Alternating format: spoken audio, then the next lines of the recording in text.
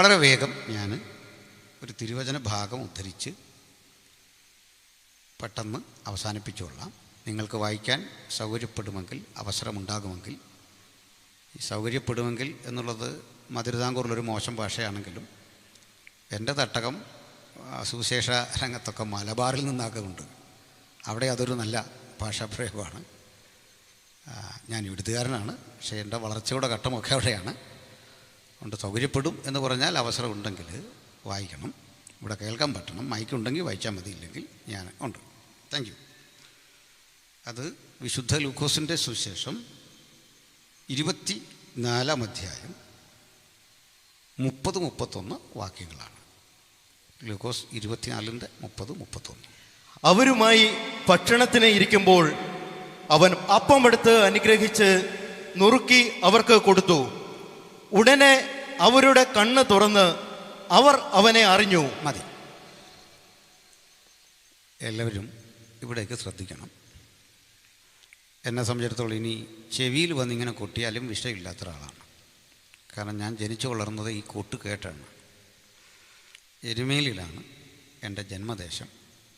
അതുകൊണ്ട് ഞാൻ ഉണരുന്നതേ ഈ കൊട്ട് കേട്ടായതുകൊണ്ട് നമ്മുടെ കൊട്ട് കേട്ടാലും എനിക്ക് പെട്ടെന്ന് ഉണർവ് വരികയല്ല.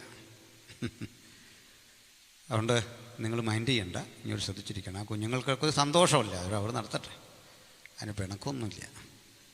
നമ്മുടെ കുഞ്ഞുങ്ങളൊക്കെ ആരാണ്, അവർ ആടുകയോ ഓടുകയൊക്കെ ചെയ്യട്ടെ. കർത്താവ് ജനിച്ചുകൊണ്ട് അങ്ങനെയൊക്കെ ഒരു പ്രയോജനം ഉണ്ടാകട്ടെ. ഹല്ലേലൂയ. ശ്രദ്ധിച്ചിരിക്കണമല്ലോ. നമ്മൾ വിശുദ്ധ ലൂക്കോസിൻ്റെ സുവിശേഷത്തിൽ നിന്നാണ് ഒരു തിരുവെഴുത്ത് വായിച്ചത്. ലൂക്കോസ് ഒരു ഫിസിഷ്യനാണ്, വൈദ്യൻ, അപ്പോത്തിക്കരി, ഡോക്ടർ എന്നൊക്കെ പറയാം. ഒരു ഡോക്ടറുടെ ജോലി നമ്മെ പൂർണ്ണരാക്കുക എന്നതാണ്, നമ്മെ പെർഫെക്റ്റ് ആക്കുക. രണ്ടുപേരാണ് നമ്മളെ പൂർണ്ണരാക്കുന്നത്. കാരണം മനുഷ്യന് അപൂർണതയുണ്ട്, കുറവുണ്ട്. എല്ലാ മനുഷ്യർക്കും അപൂർണത, കുറവുണ്ടെന്ന് ആണ് പൊതുവിലൊരു ധാരണ. എൻ്റെ അറിവിൽ അങ്ങനെ കുറവില്ലാത്ത ഒരാളെ ഞാൻ മനസ്സിലാക്കിയിട്ടുള്ളൂ. ഒരു ഇന്ത്യക്കാരനാണ്, അതിൽ അഭിമാനമുണ്ട്. കർത്താവ് ഇന്ത്യക്കാരനല്ല, കുറവില്ലാത്ത ആൾ തന്നെയാണ്. ഒരു മനുഷ്യനെന്ന നിലയിൽ കുറവില്ലാത്ത ഒരാളായിട്ട് പരിചയപ്പെട്ടതൊരു സുപ്രീം കോടതി ജഡ്ജിയാണ്. അദ്ദേഹത്തിൻ്റെ പേര് ജസ്റ്റിസ് പരിപൂർണൻ എന്നാണ്. അങ്ങനെ ബാക്കി മനുഷ്യരെക്കുറിച്ചൊന്നും അങ്ങനെ ഒരു പേര് കേട്ടിട്ടില്ല. റിട്ടയർഡ് ആയതുകൊണ്ട് ഇത് കോട്ടലക്ഷ്യമൊന്നും വരത്തുമില്ല, പോട്ടെ. ബാക്കി മനുഷ്യരെല്ലാം എന്തൊക്കെയോ കുറവുള്ളവരാണ്. അത് നമ്പ്യാർ ഒരു കവിതയിൽ പറയുന്നുണ്ട് രസകരമായിട്ട്. അപ്പോൾ ഈ കുറവുള്ള മനുഷ്യനെ പൂർണ്ണരാക്കാൻ അധ്വാനിക്കുന്നത് രണ്ടു കൂട്ടം മനുഷ്യരാണ്. ഒന്ന് ബ്യൂട്ടി പാർലറുകാരൻ, രണ്ട് ഡോക്ടറാണ്. ഇത് രണ്ടും അത്ര മോശമായ കാര്യമാണെന്ന് പറയാനും കഴിയില്ല. രസാവഹമായൊരു പോസ്റ്റ് കണ്ടു. അതിൽ കിടക്കുന്നത് ഒരു ബ്യൂട്ടി പാർലറിൻ്റെ മുമ്പിൽ എഴുതി വച്ചിരിക്കുകയാണ്: ആൺകുട്ടികളെ, ഇതുവഴി പോകുന്ന, ഇവിടെ വരികയും ചെയ്യുന്ന സ്ത്രീകളെ കണ്ടിട്ട് അവരോട് കമൻ്റ് അടിക്കുകയോ മോശം വർത്തമാനം പറയുകയോ ചെയ്യരുത്.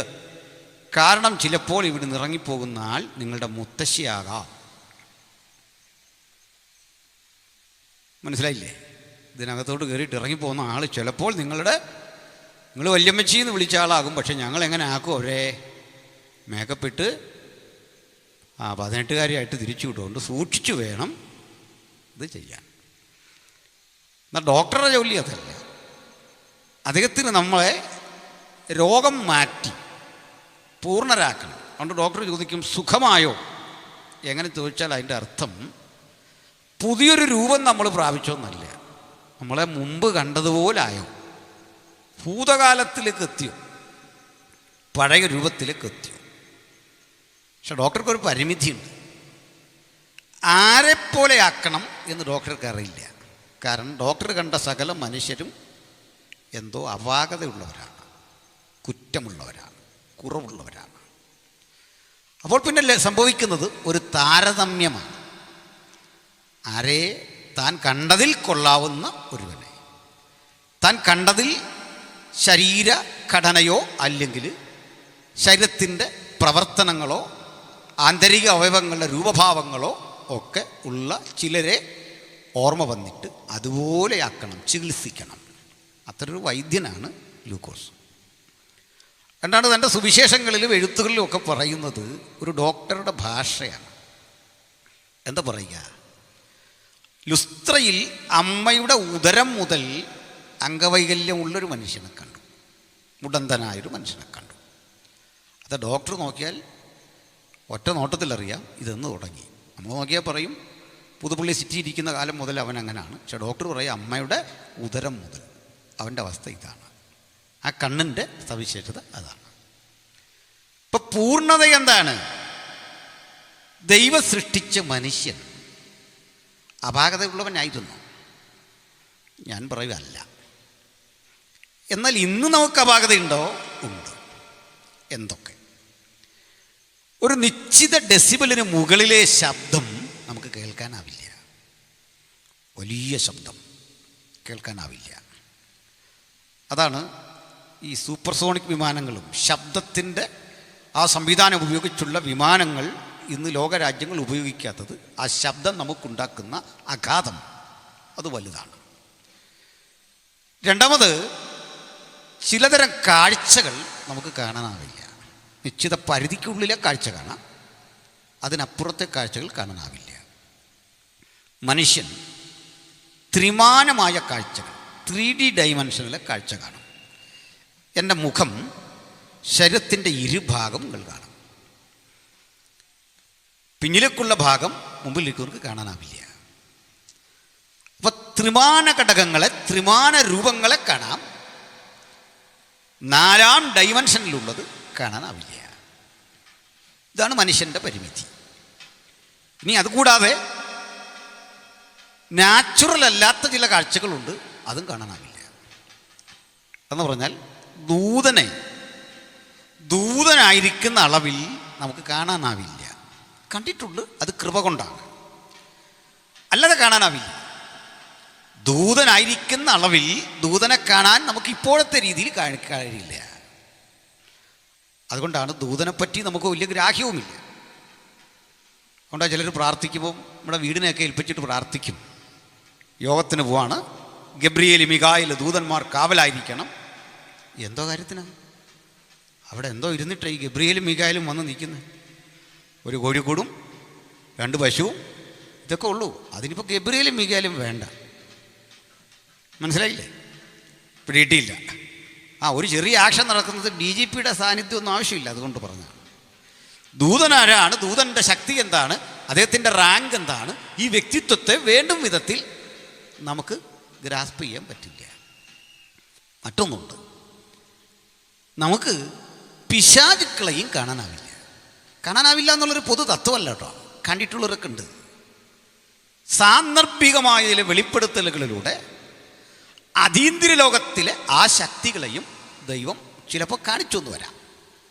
പക്ഷെ പൊതുവെ മനുഷ്യന് പിശാചുക്കളെ, പരേതാത്മാക്കളെ, അതുമല്ലെങ്കിൽ മറ്റു ദുരാത്മശക്തികളെ, അവയ്ക്കൊത്തിരി ഗ്രൂപ്പുകളുണ്ട്, ദൂതഗണങ്ങളെ ഒന്നും കാണാനാവില്ല.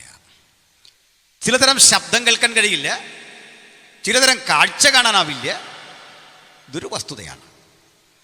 എന്നാൽ സാങ്കേതികമായ സംവിധാനങ്ങളിലൂടെ നമുക്ക് അനുവദനീയമായ ചില കാഴ്ചകൾ കാണാം. ഉദാഹരണം, കണ്ണട വെക്കുമ്പോൾ എനിക്ക് എന്നെ സംബന്ധിച്ചിടത്തോളം ദൂരെയുള്ള മനുഷ്യരെ നന്നായിട്ട് കാണാം. അതുകൊണ്ട് ഇന്നലെ ചായ തന്ന ആളിനെ അടുത്ത് കണ്ടാൽ അറിയില്ല ഇതാരാണ്. ഞങ്ങൾ കുടുംബപരമായിട്ട് തന്നെ ദീർഘദൃഷ്ടിയുള്ള മനുഷ്യരായിരുന്നു. അതെനിക്ക് കിട്ടി കൃത്യമായിട്ട് ഈ ഒരു കഴിവ്. അതുകൊണ്ട് -2 സ്പെക്സ് വെച്ചാണ് ഞാൻ ദൂരെ ഇരിക്കുന്ന മനുഷ്യരെ, ഇവിടെ ഇരിക്കുന്ന മനുഷ്യരെ കാണുന്നത്. ഈ ഒരു പ്രശ്നമുണ്ട്. അപ്പോൾ ഈ സാങ്കേതിക വിദ്യ ഉപയോഗിച്ചുകൊണ്ട് നമ്മൾ കാണുന്നുണ്ട്. എങ്ങനെയാണ്? ഇനി മറ്റൊന്ന്, കുറേ കൂടി ആധികാരികമായി, ഇപ്പോൾ ഞാനിവിടെ പ്രസംഗിച്ചുകൊണ്ടിരിക്കുന്ന രംഗം ദൂരത്തിരുന്ന ഒരാൾക്ക് കാണാൻ TV ഒന്നും അല്ലാത്ത, അല്ലെങ്കിൽ വീഡിയോ അല്ലാത്ത സംവിധാനങ്ങളുണ്ട്. GPS ഉണ്ട്. 70കളിൽ അമേരിക്കയിൽ ആരംഭിച്ചതാണ് ആ സംഭവം. ശീതയുദ്ധം കൊടുമ്പിരിക്കൊണ്ടിരിക്കുന്ന കാലത്ത് അമേരിക്ക കണ്ടെത്തിയ ഗ്ലോബൽ പൊസിഷനിങ് സിസ്റ്റം, ഈ സംവിധാനമൊക്കെ നമുക്ക് അടുത്ത കാലത്താണ് കിട്ടുന്നത്. ആവശ്യമുള്ള ഘട്ടത്തിൽ കിട്ടിയില്ല. 99 നമ്മൾ പാകിസ്ഥാനും ഇന്ത്യയും യുദ്ധം നടക്കുമ്പോൾ ഇന്ത്യ അമേരിക്കയോട് ആവശ്യപ്പെട്ടിരുന്നു, ആ GPS ഞങ്ങൾക്കൊന്ന് തരണം. അന്ന് അമേരിക്ക തന്നില്ല. നമ്മൾ സ്വയം മറ്റ് വഴികൾ കണ്ടെത്തിയാണ് ഇതിനെയൊക്കെ നേരിട്ടത്. ഇനിയിപ്പോൾ നമുക്കെല്ലാം GPS ഓൾറെഡി അലൗഡാണ്. അത് ഓപ്പണാക്കി കൊടുത്തു. ഡിഫൻസിൻ്റെ ഭാഗമായിട്ടാണ് അമേരിക്ക പണ്ട് GPS. അപ്പോൾ ചുരുക്കി പറഞ്ഞാൽ കാഴ്ചകളെ അങ്ങനെ കുറേയൊക്കെ, അതും ആ കാഴ്ചകളുടെ പ്രത്യേകത എന്താണെന്ന് അറിയണ്ടേ, മറഞ്ഞിരിക്കുന്ന ഒരു മാർമിക സത്യത്തെ അല്ല കാണുന്നത്. അമേരിക്ക ഇരിക്കുന്ന മനുഷ്യനെ അമേരിക്കക്കാരൻ കാണുന്നത് പോലെ ഇവിടെ ഇരിക്കുന്ന നമുക്ക് കാണാൻ പറ്റുന്ന സാങ്കേതിക വിദ്യ, ഇതിനെയൊക്കെ നമുക്ക് ഇങ്ങനെ സംക്ഷേപിക്കാം. നമ്മുടെ മുമ്പിൽ നിന്ന് ദൈവം ചില കാഴ്ചകൾ മാറ്റിയിരിക്കുന്നു. നമ്മുടെ മുമ്പിൽ നിന്ന് ദൈവം ചില കേൾവികൾ മാറ്റിയിരിക്കുന്നു. അതിനെ നമുക്ക് അത്രയും കൊണ്ട് നിർത്താം. ഇനി ഇവിടെ കേൾവിയില്ലാത്ത മനുഷ്യരുണ്ടാവും, കാഴ്ച വേണ്ടത്ര ഇല്ലാത്തവരുണ്ടാവും, ജന്മനാ വൈകല്യമുള്ള മനുഷ്യരുണ്ടാവും. പണ്ടത്തെ മനുഷ്യർ ഇത്തരം ആളുകളെ കുറെ കൂടി ടോർച്ചർ ചെയ്തിരുന്നു. ഇപ്പോൾ പ്രായമുള്ള ആളുകൾ പറയും പണ്ടൊക്കെ നല്ല സന്തോഷമായിരുന്നു, പണ്ടാരും നല്ലതെന്ന് പറയും. പക്ഷെ പണ്ടത്തെ മനുഷ്യർ കുഷ്ഠരോഗികളെ വല്ലാതെ ടോർച്ചർ ചെയ്തിരുന്നു, കണ്ണ് കാണാത്തവരെ ടോർച്ചർ ചെയ്തിരുന്നു, അംഗവൈകല്യമുള്ളവരെ ആ പേര് പറഞ്ഞ് ആക്ഷേപിച്ചിരുന്നു. അയാൾക്ക് പേരുണ്ടെങ്കിലും കണ്ണറിയാത്തൊരു മനുഷ്യനെ കണ്ണറിയാത്ത ആളെന്നുള്ള നിലയിൽ തന്നെ ആക്ഷേപിച്ചിരുന്നു. ഇന്നത്തെ കുട്ടി ഒത്തിരി മാറി. അവരൊരു ബ്ലൈൻഡായ അങ്കിൾ എന്ന് പറയും. അംഗവൈകല്യമുള്ള ആളിനോട് ബഹുമാനം തോന്നുന്ന വിധത്തിൽ കാലം മാറി, നിയമം മാറി. അംഗപരിമിതർ എന്ന പദം പോലും ഉപയോഗിക്കാതെ ഡിഫറൻ്റ്ലി ഏബിൾഡ് എന്ന് പറയാൻ പഠിച്ചു. അത് മാനവികതയുടെ ഏറ്റവും മനോഹരമായ ചില മാറ്റങ്ങളാണ്. പുതുലോകത്തിന് ചില നന്മകളുണ്ട്, അത് കാണാതിരിക്കേണ്ട, അതിന് പറഞ്ഞതാണ്. അല്ലാതെ പുതുലോകമെന്തോ വല്ലാതെ കുറഞ്ഞുപോയി, പഴമയാണ് നല്ലത് എന്ന് ചിന്തിച്ചു വെക്കുന്നത് അത്ര സുഖകരമായൊരു കാര്യമല്ല. പഴമയിലും നന്മയുണ്ടായിരുന്നു. ആ മൂല്യങ്ങളെ ഉൾക്കൊള്ളണം.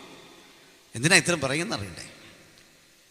സത്യത്തിൽ ഒരാൾക്ക് അംഗവൈകല്യം ഉണ്ടാകുന്നതൊരു കുറവാണോ? ഒരാൾക്ക് കാഴ്ചയില്ലാതിരിക്കുന്നതൊരു കുറവാണോ? ഒരാൾക്ക് ഏതെങ്കിലും തരത്തിൽ പരിമിതി ഉണ്ടാകുന്നത് ഒരു കുറവാണോ? ദാരിദ്ര്യം ഒരു കുറവാണ്? എന്തോ അപാകതയാണ്. കാരണം ഇന്ന് നമ്മൾ കേൾക്കുന്ന സുവിശേഷമൊക്കെ ഇത് മാറ്റാൻ ചില വിദ്യ ഉണ്ടെന്നുള്ള നിലയിലാണ്. കോട്ടയംകാരായ നിങ്ങളോട് കൂടുതൽ ഞാൻ പറയേണ്ടതില്ല. അപ്പോൾ ഇതങ്ങനെ തീരെ നമ്മുടെ കഷ്ടപ്പാട് സുവിശേഷം മാറ്റത്തില്ലെന്നൊന്നും എനിക്ക് അഭിപ്രായമില്ല. ചിലരുടെ കഷ്ടപ്പാട് വല്ലാതെ അങ്ങ് മാറ്റി. ആ നേതൃത്വം കൊടുത്തവരുടെയാണ്. കൂടെ പോയവർക്കൊക്കെ അത്ര കണ്ടത് വിജയിച്ചോന്നൊന്നും നമുക്കറിയില്ല. നമുക്ക് എത്തിപ്പിടിക്കാനാവാത്ത ഉയരങ്ങളിലേക്ക് ടാറ്റാ ബിർള യമഹയെ പോലൊക്കെ വളർന്ന ആളുകളുണ്ട്. ഇല്ലെന്നൊന്നും പറയാൻ പറ്റില്ല. പ്രായോഗികമായി നമ്മുടെ മുമ്പിൽ അങ്ങനെ ഉണ്ട്. അവരെ ഒന്നും ചെറുതായി കാണുന്നുമില്ല, വലുതായി കണ്ടുകൊണ്ടാണ് പറഞ്ഞത്. എന്നാൽ ഗോസ്പൽ അതിനുള്ളതല്ല. അത് സാർ ആദ്യം ഇവിടെ പറഞ്ഞു കഴിഞ്ഞു. The ultimate purpose of gospel അത് നമ്മുടെ ശരീരരക്ഷയ്ക്കല്ലെന്ന്, ആത്മരക്ഷയ്ക്കാണ്, നിത്യതയ്ക്കാണ്. ആ നിത്യതയെക്കുറിച്ച് പറയാത്തതൊന്നും ഗോസ്പൽ അല്ല. ആ നിത്യതയിലേക്കുള്ള യാത്രയിൽ ഇഹലോകത്തിൽ നമുക്ക് എന്തു വേണം എന്നറിയുന്ന ദൈവം നമ്മുടെ ആവശ്യകതകൾ നടത്തിത്തരും എന്ന് പറയാൻ ഞങ്ങൾ അമാന്തിക്കുന്നില്ല. അത് പറഞ്ഞുകൊണ്ടേയിരിക്കും. പക്ഷെ ആവശ്യകതകൾ നടത്തിത്തരുന്നു എന്ന കാരണമല്ല സുവിശേഷത്തിൻ്റെ മഹത്വത്തെ ഘോഷിക്കാൻ ഞങ്ങളെ പ്രചോദിപ്പിക്കുന്നത്. അതിലേക്ക് തന്നെ വരാം. ബഹുമാനരെ, ഏദനിൽ ദൈവം സൃഷ്ടിച്ച മനുഷ്യൻ, നമ്മൾ 33:7 കാണുന്നുണ്ടൊരു കാര്യം. ഹൗവ കരം നീട്ടി നിരോധിക്കപ്പെട്ട ഈ പഴം പറിച്ച് തിന്നു. ഉടനെ അവളുടെ കണ്ണ് തുറന്നു. അപ്പം അതിനു മുമ്പ് ഹൗവ എങ്ങനായിരുന്നു? ബ്ലൈൻഡായിരുന്നോ? അത് ഞാൻ കരുതുന്നില്ല അങ്ങനെ. ആദം എങ്ങനായിരുന്നു? ബ്ലൈൻഡായിരുന്നു. ആണെങ്കിൽ അദ്ദേഹം പറയുക ഗാഠനിദ്ര വന്നു, അവിടെ നിന്ന് ഉറക്കം ഉണർന്നു. തൻ്റെ മുമ്പിൽ ഒരു സ്ത്രീ നിൽക്കുന്ന കണ്ടിട്ട് ഇവളെൻ്റെ അസ്ഥിയിൽ നിന്ന് അസ്ഥി, മാംസത്തിൽ നിന്ന് മാംസം. ഹവയെ കണ്ടു, പക്ഷെ കണ്ണ് തുറന്നു. ഇപ്പോൾ എന്താകും അതിൻ്റെ അർത്ഥം? ആ മനുഷ്യൻ എങ്ങനായിരുന്നു? അന്നത്തെ മനുഷ്യരെങ്ങനെയാണ്? ഐൻ എന്നൊരു എബ്രായ പദമാണ് കണ്ണിന് ഉപയോഗിക്കുക. അറബിയിലും ഐൻ എന്നാണ് പറയുക. നമ്മുടെ യുഎയിൽ അൽ ഐൻ എന്നൊരു സ്ഥലമുണ്ട്. ദ ഐ എന്നാണ് അതിൻ്റെ അർത്ഥം. ഈ ഐൻ ഓപ്പൺ ചെയ്തു. എഫദ, അപ്പോൾ അതാണ് ഓപ്പൺ ചെയ്യുക, തുറക്കുക എന്നൊരു ഉപയോഗിക്കുന്നത്. എന്നാൽ ഇവിടെ നമ്മളൊരു വസ്തുതാപരമായി കാണേണ്ടത് ഹൗവയ്ക്ക് എന്താണ് സംഭവിച്ചത് ഈ പഴം പറിച്ചപ്പോൾ. ഒറ്റവാക്കിൽ പറയാം, ഏദനിലെ മനുഷ്യൻ ആദർശപൂർണനായ മനുഷ്യനായിരുന്നു, ഐഡിയോളജിക്കൽ മാനായിരുന്നു ദൈവം ഏദനിൽ സൃഷ്ടിച്ചത്.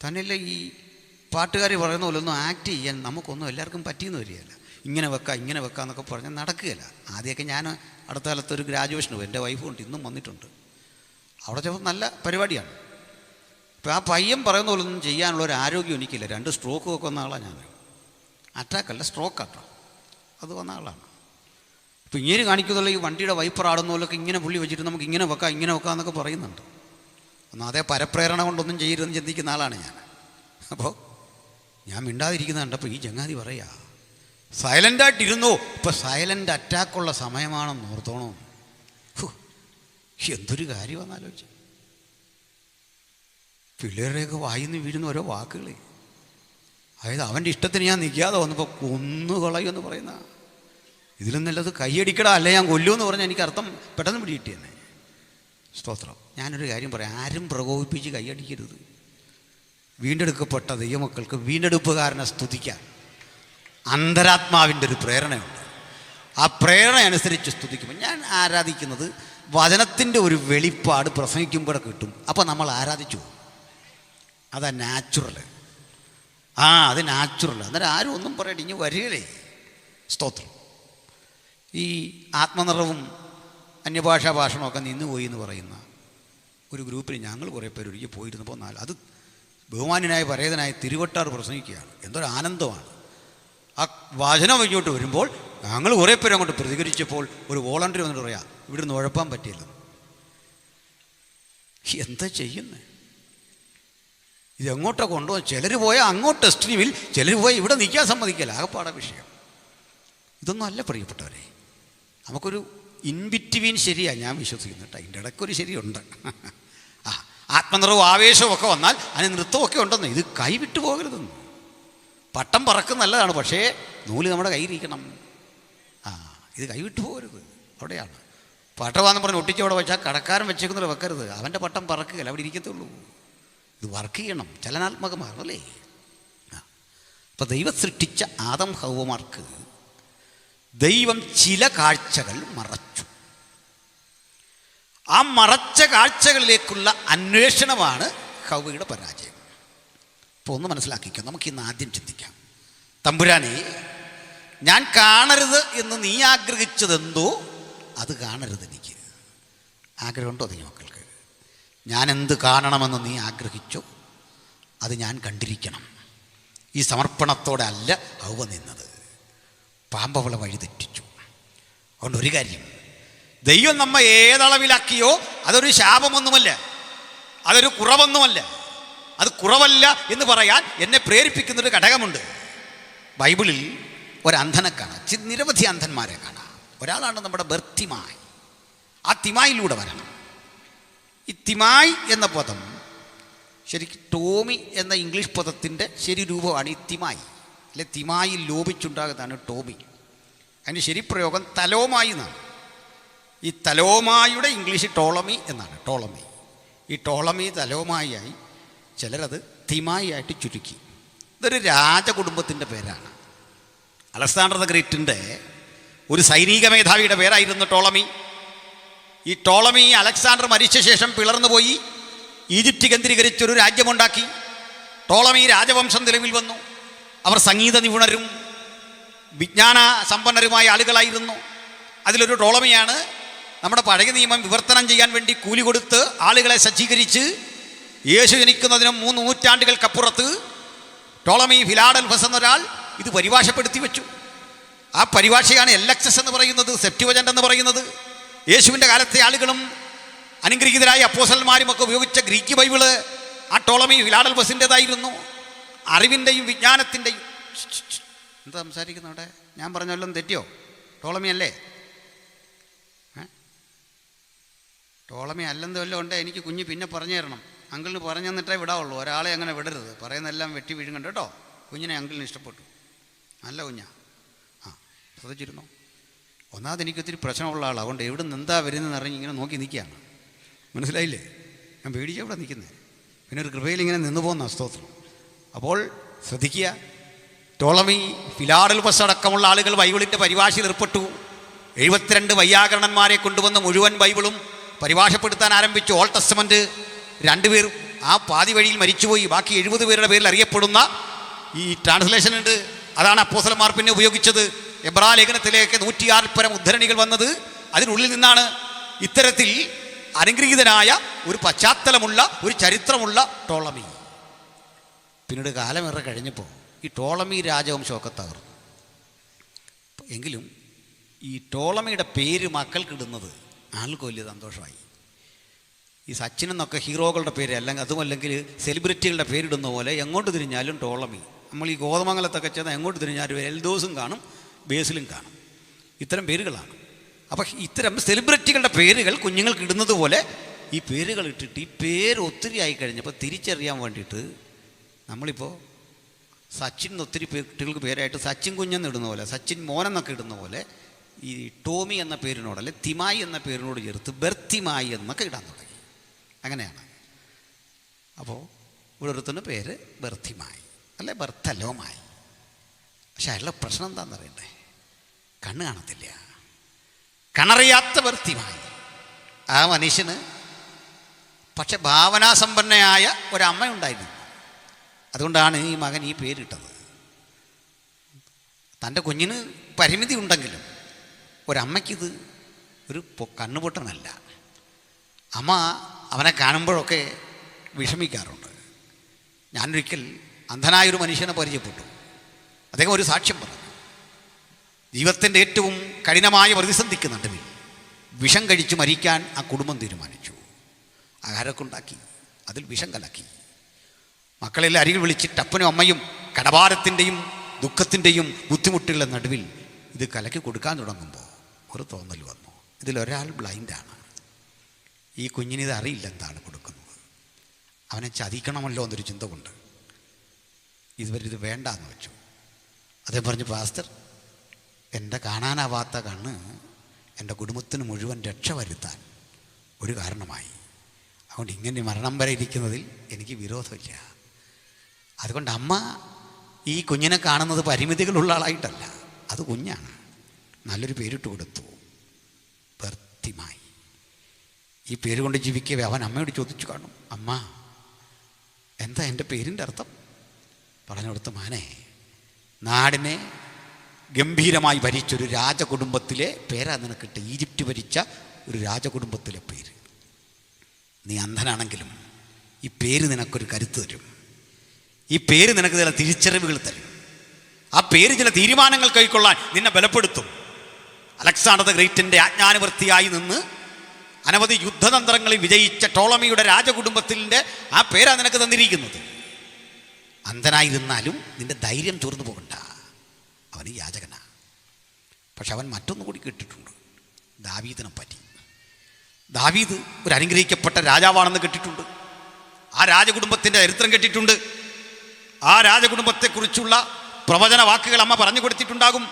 പറഞ്ഞു കൊടുത്തു, മകനെ, ഈ രാജകുടുംബത്തിൽ നിന്ന് ഒരിക്കലൊരു മശിഹ പിറക്കും. ആ പിറക്കുന്ന മശിഹയ്ക്ക് ഒരു പ്രത്യേകതയുണ്ട്.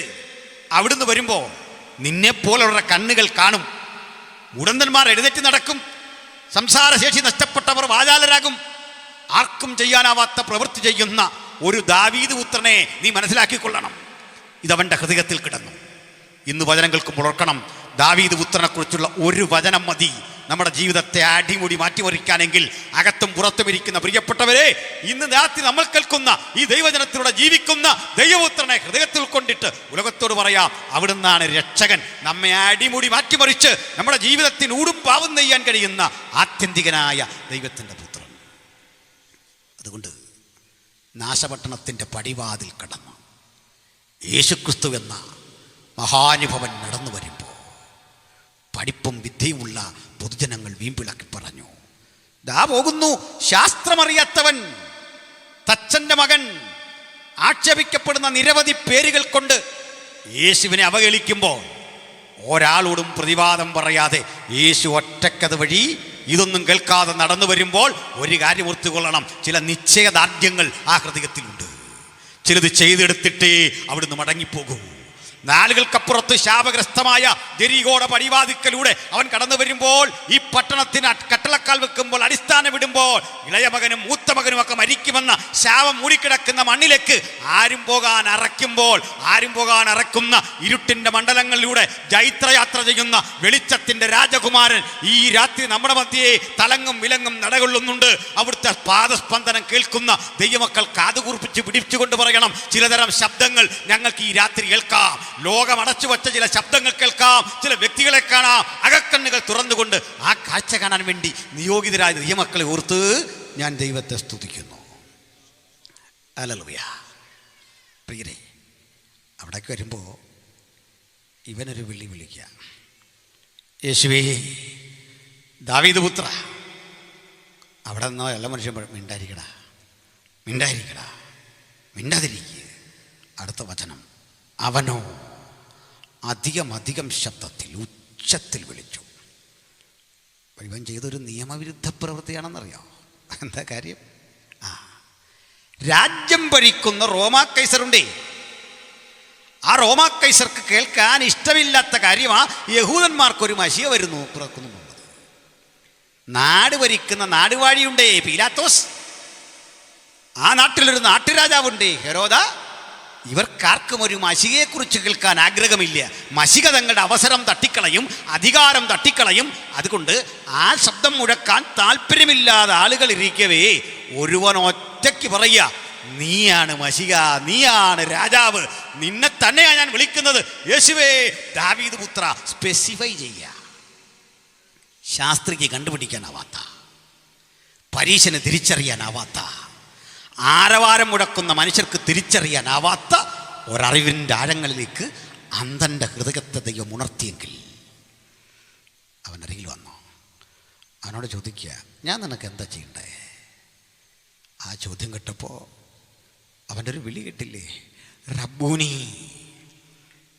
ഒരു എബ്രായ പദത്തിൻ്റെ ഒടുവിൽ ഈ ശബ്ദം വന്നാൽ എൻ്റെ എന്നർത്ഥമാകും.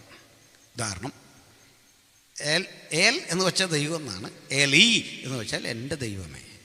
കണ്ടോ, ഏലി എന്ന് പേരുള്ള സൗകര്യമാരുടെ വിഷമിക്കണ്ട, എൻ്റെ ദൈവമേ എന്നാ പേരിൻ്റെ അർത്ഥം. ആ പേരൊക്കെ ഇട്ടിട്ട് മര്യാദയ്ക്ക് ജീവിച്ചോണം, അതേ ഉള്ളൂ. ഏലി എന്ന് പറഞ്ഞാലാണ് റബ്ബൂനി, എൻ്റെ ഗുരു.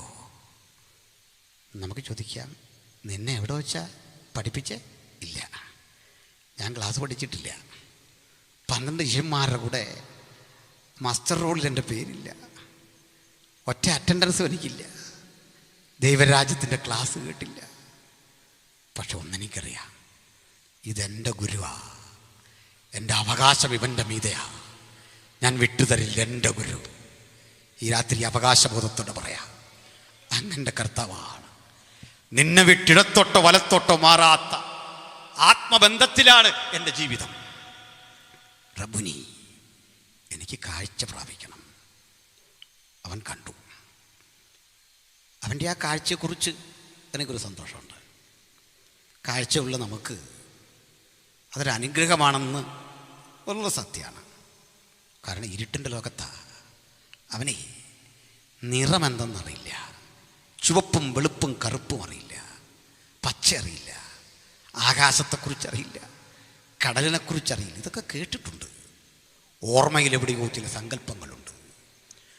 മനുഷ്യനാര് മൃഗമാര് ഇരുളന്ത് വെളിവന്ത് ഇതൊന്നും അറിയാത്തൊരുവൻ ഇതൊക്കെ അറിയാവുന്ന നമുക്ക് ഈ അറിവ് കൊണ്ട് എന്ത് ഗുണമുണ്ടായി?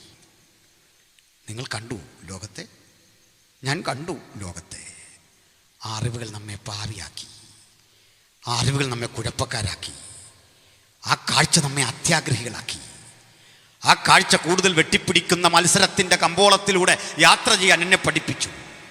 ആ അറിവുകൾ എൻ്റെ മകനും മകളുമൊക്കെ മത്സരിച്ച് നിങ്ങളുടെ മക്കളെക്കാൾ കരുത്തരായി മുന്നേറണമെന്ന അസൂയയുടെ ബോധം എന്നിലും നിങ്ങളിലും അങ്കുരിപ്പിച്ചു. നമ്മൾ കണ്ടതൊക്കെ മത്സരമല്ലേ? നമ്മൾ കേട്ടതൊക്കെ അത്തരത്തിലെ വാഗ്വാദമല്ലേ? ഞാനും നിങ്ങളും അറിഞ്ഞത് കേട്ടത് മനസ്സിലാക്കിയതൊക്കെ ഇത്തരം വാഗ്വാദങ്ങളുടെ മത്സര കമ്പോളങ്ങളുടെ ആഭിചാര ശബ്ദങ്ങളുടെ ഒക്കെ വഴിയായിരുന്നെങ്കിൽ ഇയാളെ കാഴ്ച കണ്ടിട്ടില്ല, കണ്ണു തുറന്നു. അവൻ ആദ്യം കണ്ടത് എന്തിനെയാ? സകലത്തിനും കാരണഭൂതൻ, മനുഷ്യരൂപം പൂണ്ട് തൊട്ടുമുമ്പ് നിൽക്കുന്നു. അവിടുന്ന് അവൻ്റെ തുടക്കം. നമ്മുടെ തുടക്കം അങ്ങനല്ലേ? ഏതോ ആതുരാലയത്തിൽ ആ തുടക്കം, അല്ലെങ്കിൽ പണ്ടൊരു വീട്ടിൽ ആ തുടക്കം, അപ്രതീക്ഷിതമായ ഏതോ സ്ഥലത്ത് നിങ്ങൾ ആദ്യം കണ്ടുണർന്നത് എന്താ? ഓർമ്മയിൽ എനിക്കും നിങ്ങൾക്കും നിൽക്കുന്നില്ലെങ്കിലും കത്തി കരങ്ങളിൽ പിടിച്ച, കത്തി കയ്യിൽ പിടിച്ച, സ്റ്റെതസ്കോപ്പിട്ടൊരു വൈദ്യനെയല്ലേ, അതുമല്ലെങ്കിൽ ഒരു നഴ്സിനെയല്ലേ, അതുമല്ലെങ്കിൽ നമുക്കൊരു സൂതികർമ്മിണിയെയല്ലേ നമ്മൾ കണ്ടത്? ബോധരഹിതയായി കിടക്കുന്ന അമ്മയല്ലേ കണ്ടത്? അതൊന്നും കണ്ട് മനസ്സിലാക്കാൻ പറ്റിയ കണ്ണൊന്നും ആയിരുന്നില്ലെങ്കിലും കാഴ്ച അതായിരുന്നില്ലേ? ആ കാഴ്ചയുടെ മുമ്പോട്ട് വന്നു. നമ്മൾ എന്തൊക്കെ കണ്ടു, എന്തൊക്കെ അറിഞ്ഞു. പാപം നിറഞ്ഞ, മ്ലേച്ഛത നിറഞ്ഞ ലോകത്ത് നമ്മൾ കണ്ടിട്ട് പറഞ്ഞു, എനിക്ക് കുറഞ്ഞുപോയി. അപ്പൻ വീതം വെച്ചത് കുറഞ്ഞുപോയി, അമ്മ തന്ന ആഹാരം കുറഞ്ഞുപോയി, അപ്പൻ പഠിപ്പിച്ചത് കുറഞ്ഞുപോയി, പാസ്റ്റർക്ക് കുറവുണ്ട്, പ്രസ്ഥാനത്തിന് കുറവുണ്ട്, റോഡിന് വീതി പോരാ, ഫ്ലൈറ്റ് കൊള്ളൂല, വണ്ടി കൊള്ളൂല, വീട് പോരാ, പൊളിച്ചു പണിയണം. 100 കുറവുകളുടെ വഴികൾ കണ്ടുപിടിക്കാൻ ഈ കണ്ണാണ് എനിക്ക് ദ്രോഹം ചെയ്തത്, നിങ്ങൾക്ക് ദ്രോഹം ചെയ്തത്. കാഴ്ച അനുഗ്രഹമാണോ? കാഴ്ച ഗുണപരമാണോ? കാഴ്ച നന്മയാണോ? ഈ കേൾവി നിങ്ങളെ എന്താ ചെയ്യിച്ചേ? കേട്ടതൊന്നും പോരെന്നേ. പരദൂഷണം കേൾക്കാം, അത് പറയാ, ആക്ഷേപിക്കാൻ, കൂടുതൽ അവസരങ്ങൾ തേടാൻ ഇത് അവസരമാക്കിയപ്പോൾ ഏദൻ പൂങ്കാവനത്തിൽ ദൈവം സൃഷ്ടിച്ച മനുഷ്യൻ ഇങ്ങനെ ആകരുത് എന്ന ചിന്തയിൽ ഹൗവയും ആദമും സവിശേഷ രൂപികളായിരുന്നു. അതാ പറഞ്ഞു വന്നേ. മനസ്സിലായി കാണും ദൈവമക്കൾക്ക്. മനുഷ്യൻ അന്വേഷിച്ച് പുറത്തു ചാടി, ഏദൻ വിട്ട് പുറത്തു ചാടി. കൃപ നഷ്ടപ്പെട്ടപ്പോൾ ആഗ്രഹിക്കാത്തതും ആവശ്യമില്ലാത്തതും കാണത്തക്ക വിധം നമ്മൾ കണ്ണുകൾ തുറന്നു പിടിച്ചു. ആ കാഴ്ചകളും പോരാ എന്ന് കണ്ടിട്ട് സാങ്കേതിക വിദ്യകളിലൂടെ വീണ്ടും മനുഷ്യൻ വളർന്നു. ഇപ്പോഴിതാ അത്യാധുനിക സാങ്കേതിക വിദ്യ, ആർട്ടിഫിഷ്യൽ ഇൻ്റലിജൻസ് വന്നോ, അതിനെയും കടത്തിവെട്ടുന്ന നൂതന കണ്ടെത്തലുകൾ. പോരാ, കണ്ടതൊന്നും പോരാ. 20,000 കിലോമീറ്റർ മുകളിൽ സാറ്റലൈറ്റുകൾ വിന്യസിച്ചുകൊണ്ട് ഈ ഭൂമിയുടെ ചിത്രം കൃത്യമെടുക്കുന്നു. 100 കാഴ്ചകൾ, പലയിടങ്ങൾ, പല മണ്ഡലങ്ങൾ. ആ മണ്ഡലങ്ങളിലൊക്കെ യാത്ര ചെയ്തിട്ട് മനുഷ്യൻ പറയുന്നു, പോരാ, ഇതൊന്നും പോരാ. മക്കളെ, നിനക്കിതിനൊക്കെ അപ്പുറത്ത് ദൈവശില്പിയായി നിർമ്മിച്ചതും അടിസ്ഥാനമുള്ളതുമായ മറ്റൊരു നഗരമുണ്ട്. വാ എന്ന് വിളിച്ച് അബ്രഹാമിനെ വിളിച്ചിറക്കിയ ഒരു ദൈവത്തെ കാണാൻ മനുഷ്യൻ്റെ കണ്ണ് എന്നിട്ടും തുറന്നില്ല.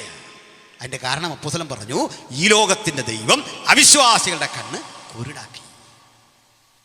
ഈ കുരുട്ട് കണ്ണുകൾ, ഈ കുരുട്ട് കണ്ണും കൊണ്ടിരിക്കുന്ന മനുഷ്യരെ നമ്മൾ കണ്ടേ. എന്നാൽ വ്യത്യസ്തമായ ഒരനുഭവം നമുക്ക് ലൂക്കോസിൻ്റെ സുവിശേഷത്തിൽ കാണാം. സംഭവം, നമ്മുടെ കർത്താവായ യേശുക്രിസ്തു കാൽവറിയിൽ പ്രായശ്ചിത്ത ബലിയായി. ആ ബലികർമ്മത്തിലൂടെ നേടിയെടുത്ത വീണ്ടെടുപ്പിൻ്റെ പരിണിതഫലമായി എന്നേക്കുമുള്ള പാപമോചനം സാധിച്ച ആ ദൈവപുത്രൻ ഇനി ഒരു സമാഗമന കൂടാരം കടക്കാനുണ്ട്. ആണ്ടിലൊരിക്കൽ അഹരോൻ അന്തർമന്ദിരത്തിലേക്ക് ആട്ടുകൊറ്റൻ്റെ രക്തവും ഈസോപ്പ് ചെടിയുമായിട്ടൊക്കെ കടന്നു പോകുന്ന യാത്രയെ അനുസ്മരിപ്പിക്കും വിധം നമുക്കൊരു മഹാപുരോഹിതനുണ്ട്. അവിടുന്ന് ആകാശത്തെ കീറിമുറിച്ചുകൊണ്ട്, ആകാശമണ്ഡലങ്ങളെ കീറിമുറിച്ചുകൊണ്ട് ഏറ്റവും അതിപരിശുദ്ധ സ്ഥലമായ പിതാവിൻ്റെ സന്നിധിയിലേക്ക് ജയാളിയായി കടന്നു പോകേണ്ട ഒരു സന്ദർഭമുണ്ട്. അതിന് യാഗം കഴിഞ്ഞ് പുറത്തേക്ക് വന്ന പുരോഹിതനായ ക്രിസ്തു. ആ വരും വഴിയിൽ 2 പേരുടെ സംഭാഷണം കേൾക്കാം. ക്ലയപ്പാഫ് എന്നു പേരുള്ള ഒരു മനുഷ്യൻ, ശിഷ്യന്മാരാണ്. എനിക്കൊന്ന് 70 ശിഷ്യന്മാരിൽ പെടും. ചില പഠനങ്ങൾ പറയുന്നത് അതിലൊരാൾ ഒരു സ്ത്രീയാണെന്നാണ്, ക്ലയപ്പാവിൻ്റെ ഭാര്യ തന്നെയാണെന്നാണ്. ഇനി ആരായിരുന്നാലും എനിക്കതിൽ പരാതിയില്ല. കാരണം അത് നമ്മുടെ നിത്യതയെ ബാധിക്കുന്ന പ്രശ്നമൊന്നുമല്ല. പിന്നെ ഒരു സഹോദരി ആകട്ടെന്നാണ് ഞാൻ ആഗ്രഹിക്കുന്നത്, വേറൊന്നും കൊണ്ടുമല്ല. അവർ രണ്ടുകൂടെ പോട്ടെ, അതിനകത്തിപ്പോൾ എന്തോ കുഴപ്പം. അവർ ഈ വാർത്തയൊക്കെ കേട്ട് പോവാണ്. ഇവരുടെ സംഭാഷണത്തിൽ യേശു കൂടുമ്പോൾ അവരുടെ മുഖം വാടിയിരിക്കുന്നു. എന്താ വിഷയം? തിരിച്ചു പറയണേ, യെരുസലേമിൽ വന്ന് പാർക്കുന്ന പരദേശികളിൽ നീ ഒരുത്തൻ മാത്രം ഈ വാർത്ത അറിഞ്ഞില്ലേ? ഉറപ്പില്ലാത്ത വാർത്തയാണ് പറയാൻ പോകുന്നത്. വാർത്തയാണ്, വാർത്തയല്ല ആധികാരികം. അതുകൊണ്ടാണ് നമ്മൾ പത്രം വായിച്ചിട്ട് ചില കാര്യങ്ങൾ ഉറപ്പിച്ചാൽ കോടതി വിധി നമ്മൾ ഇഷ്ടപ്പെടുന്നല്ലോ വരത്തില്ല. എൻ്റെ കാരണം എന്താ? പത്രം തരുന്ന ഇൻഫർമേഷനാണ്, തെളിവല്ല. മനസ്സിലായി കാണും. പോലീസ് ഒരാളെ അറസ്റ്റ് ചെയ്താൽ പ്രതിയാവില്ല, കോടതി പറയണം. മനസ്സിലായോ? മനോരമ ഒരുത്തൻ പ്രതിയാന്ന് പറഞ്ഞാൽ പ്രതിയാവില്ല, കോർട്ടിൻ്റെ വിധി വരണം. അത് കഴിഞ്ഞാൽ ആഘോഷിക്കാം. അങ്ങനെയാണ്. ഇനി അയാൾക്ക് വീണ്ടും തൻ്റെ നിരപരാധിത്വം തെളിയിക്കാൻ ഒത്തിരി കടമ്പയുണ്ട് മുമ്പിലേക്ക്. നമുക്കിതറിയില്ല. ഞാനതിലേറെ വേദനിച്ചൊരു വാർത്ത വന്നു. പറയുന്നത് അത്ര ശരിയൊന്നറിയില്ല.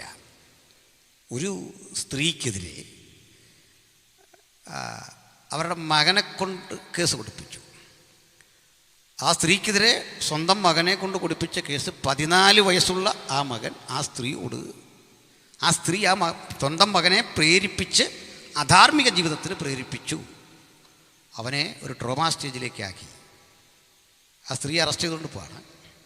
മീഡിയ എല്ലാം ഇങ്ങനുണ്ട്, ഇതെല്ലാം ഒപ്പിയെടുക്കുന്നുണ്ട്. കണ്ടവർ നെറ്റി ചൊളിച്ചു. എന്തൊരു വൃത്തികെട്ട വാർത്ത. പക്ഷേ അട്ടക്കുളങ്ങര ജയിലിൽ 10-90 ദിവസം കഴിഞ്ഞവർ പുറത്തു വരുമ്പോഴേക്കും സ്ഥിതി മാറി. എന്താണ് സംഭവം എന്നറിയണ്ടേ? വേർപിരിയാൻ തുടങ്ങുന്ന ഭർത്താവ് മകനെ കയ്യിലെടുത്തുകൊണ്ട് ആസൂത്രിതമായി ഉണ്ടാക്കിയൊരു കെട്ടുകഥയാണ്. കേസൊക്കെ തള്ളിപ്പോയി. പക്ഷെ ആ സ്ത്രീയുടെ ജീവിതം, അവരനുഭവിച്ച പ്രതിസന്ധിയുടെ ആഴം എത്ര പേർക്ക് മനസ്സിലാവൂലേ? അവിടെയാണ് കേൾവിയുടെ, കാഴ്ചയുടെ പരിമിതി. കേൾവി കേട്ടേ, കാഴ്ച കണ്ടേ ഒരു കാര്യം പറയാൻ വരട്ടെ. എന്നാൽ വചനം കൃത്യമായിട്ട് പറയുന്നത് കേൾപ്പാൻ വേഗത വേണം, പറയാൻ താമസം വേണം. വാർത്ത പരത്തുകയാണ്. ഇൻഫർമേഷൻസാണ്. നമ്മൾ കോടതിക്ക് ഇൻഫർമേഷൻ കൊടുക്കില്ലേ, പോലീസിന് കൊടുക്കുക ഇൻഫർമേഷൻ. സാർ എനിക്കൊരു അറിവുണ്ട് കേട്ടോ, ഒരു ഇൻഫർമേഷൻ പാസ് ചെയ്യാം. പക്ഷേ ഇൻഫർമേഷൻ കോടതി കൊണ്ടുവരാൻ പറ്റില്ല. വിത്ത് സബ്സ്റ്റാൻഷ്യൽ എവിഡൻസ്, തെളിവുണ്ടോ കൊണ്ടുപോവാ, അത് വെച്ചേ വിധി വരൂ. അങ്ങനെയാ. പോലീസ് പറഞ്ഞ കേട്ട് നടപടി എടുക്കില്ല, പത്രം പറഞ്ഞ കേട്ട് നടപടി എടുക്കില്ല. വിധിക്ക് അടിസ്ഥാന നിയമമുണ്ട്. അങ്ങനെ വേണം. എന്താ നിങ്ങൾ രണ്ടാൾ പറയുന്നത്? യെരൂശലേമിൽ വന്ന് പാർക്കുന്ന പരദേശികളിൽ താങ്കൾ ഒരുവൻ മാത്രം അറിഞ്ഞില്ലേ? പറയൂ. ഞങ്ങൾ ഒരു ഗുരു ഉണ്ടായിരുന്നു ഞങ്ങൾക്ക്.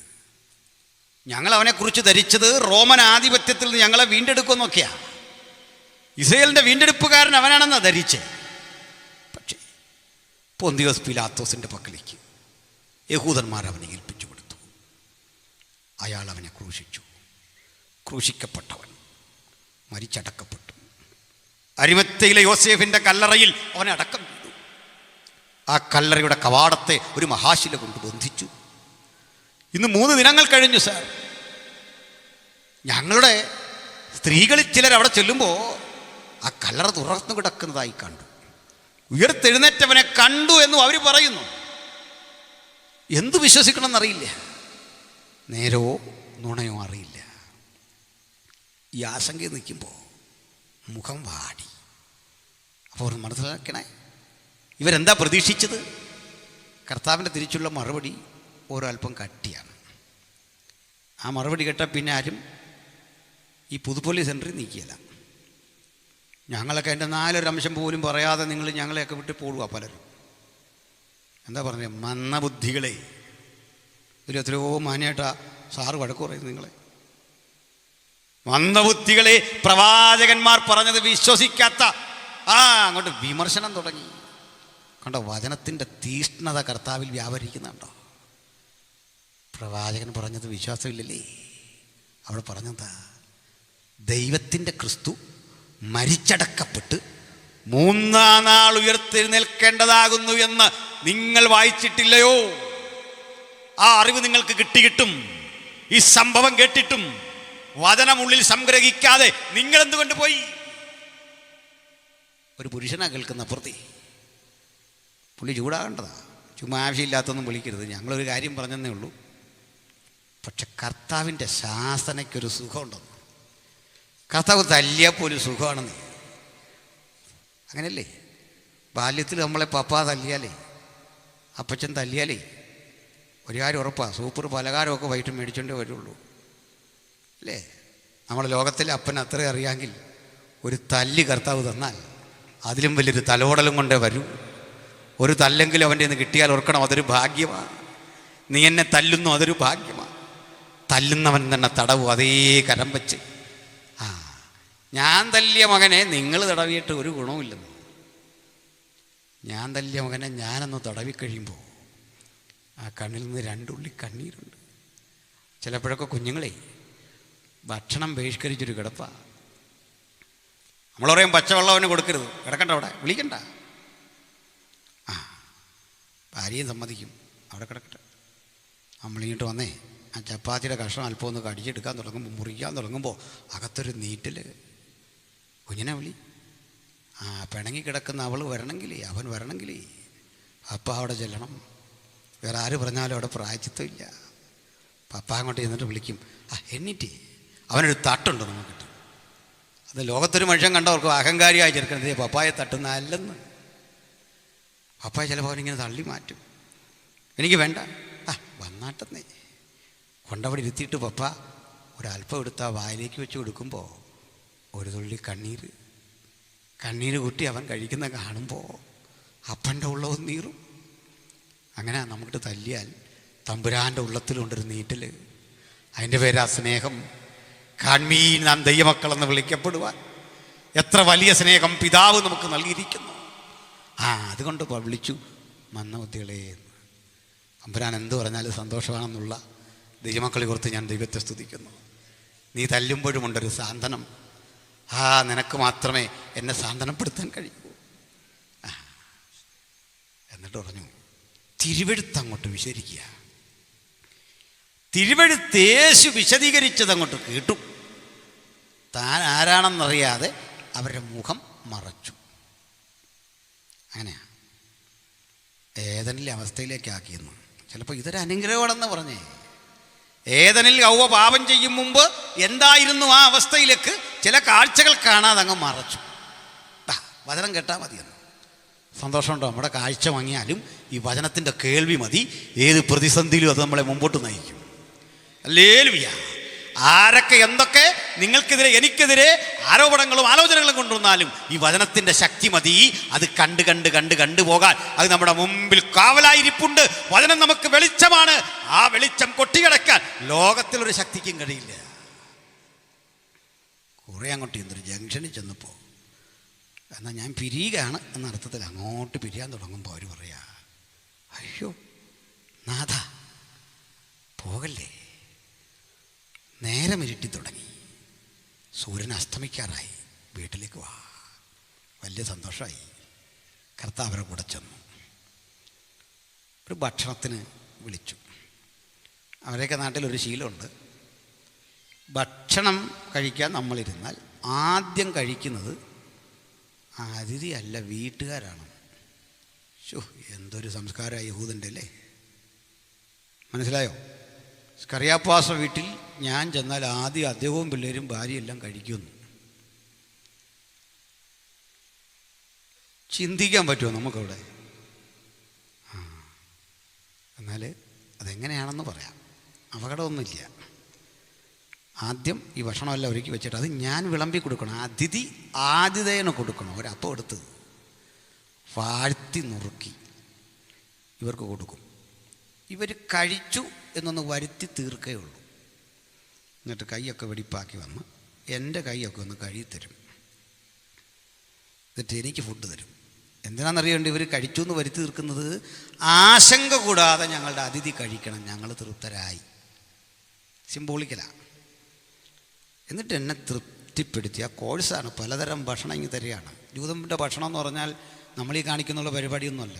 ഇത് സാറിനോടൊക്കെ ചോദിക്കും, ഭക്ഷണം കഴിച്ച് നമ്മൾ മടുത്തു പോകും. പഴങ്ങളൊക്കെ എന്താണ് ഇത് കേട്ടാൽ ഇന്ന് രാത്രി അവിടെ പോകാൻ തോന്നും. അത്തരം ഫുഡാണ്. അവിടെ അരക്കത്തരമൊന്നുമില്ല, ഡീസൻറ്റ് ഫുഡ്. നമ്മളോർക്കും യോസേഫിന് ഇരട്ടി ഭക്ഷണം യോസേഫ് ബെന്യാമീന് കൊടുത്തു നോക്കുമ്പോൾ ഇത് മനുഷ്യനെങ്ങനെ കഴിക്കുന്നതെന്ന് ഓർത്തു പോകും. പക്ഷേ കഴിച്ചു തുടങ്ങിയാൽ നിർത്താൻ തോന്നാത്ത വീട്ടിലെ ഭക്ഷണമാണ്. പലതരം സാധനം അങ്ങ് വരികയാണ്. ആ ക്രമത്തിന് വരുന്നതുകൊണ്ട് വയറിനൊന്നും ഒരു കുഴപ്പമില്ല, നല്ല സുഖമാണ്. പീറ്റർ ഫിഷ് എന്നൊരു സാധനം കിട്ടും. അത് കണ്ടാൽ നമ്മൾ കഴിക്കുകയില്ല. കാരണം അതിൻ്റെ രൂപവും ഭാവവും ഒക്കെ കണ്ടാൽ ഇത് തിരിച്ച് കടലിൽ പോയി ചാടുമെന്ന് തോന്നും. പ്ലേറ്റ് വെച്ചിരിക്കുകയാണ്.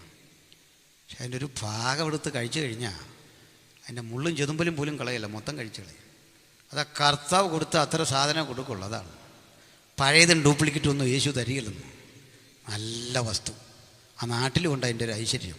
സ്തോത്രം. വേണ്ട ഒരുതപ്പെട്ട പണിയൊന്നും അവൻ്റെ അടുത്ത് കേൾക്കുകയില്ലെന്ന് ഇപ്പം മനസ്സിലായില്ലേ?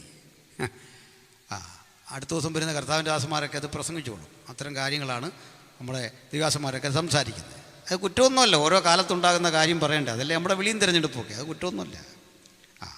അതിൽ ചെറിയ തിരുത്തലൊക്കെ പിൽക്കാലത്ത് വന്നെന്ന് വരും. പക്ഷേ ആ ത്രെഡൊക്കെ കറക്റ്റാണ്. കേബ്രാസർ പ്രസംഗിച്ചൊക്കെ ഞങ്ങളും പറയുന്നു, ത്രെഡ് കറക്റ്റാണ്, വിശദീകരണത്തിൽ ചെറിയ വ്യത്യാസമൊക്കെ വരണം, അത്രേ ഉള്ളൂ. അല്ലാതെ കുഴപ്പമൊന്നും അതിനകത്തില്ല. ആത്യന്തികമായിട്ടിനകത്ത് കുഴപ്പമൊന്നുമില്ല.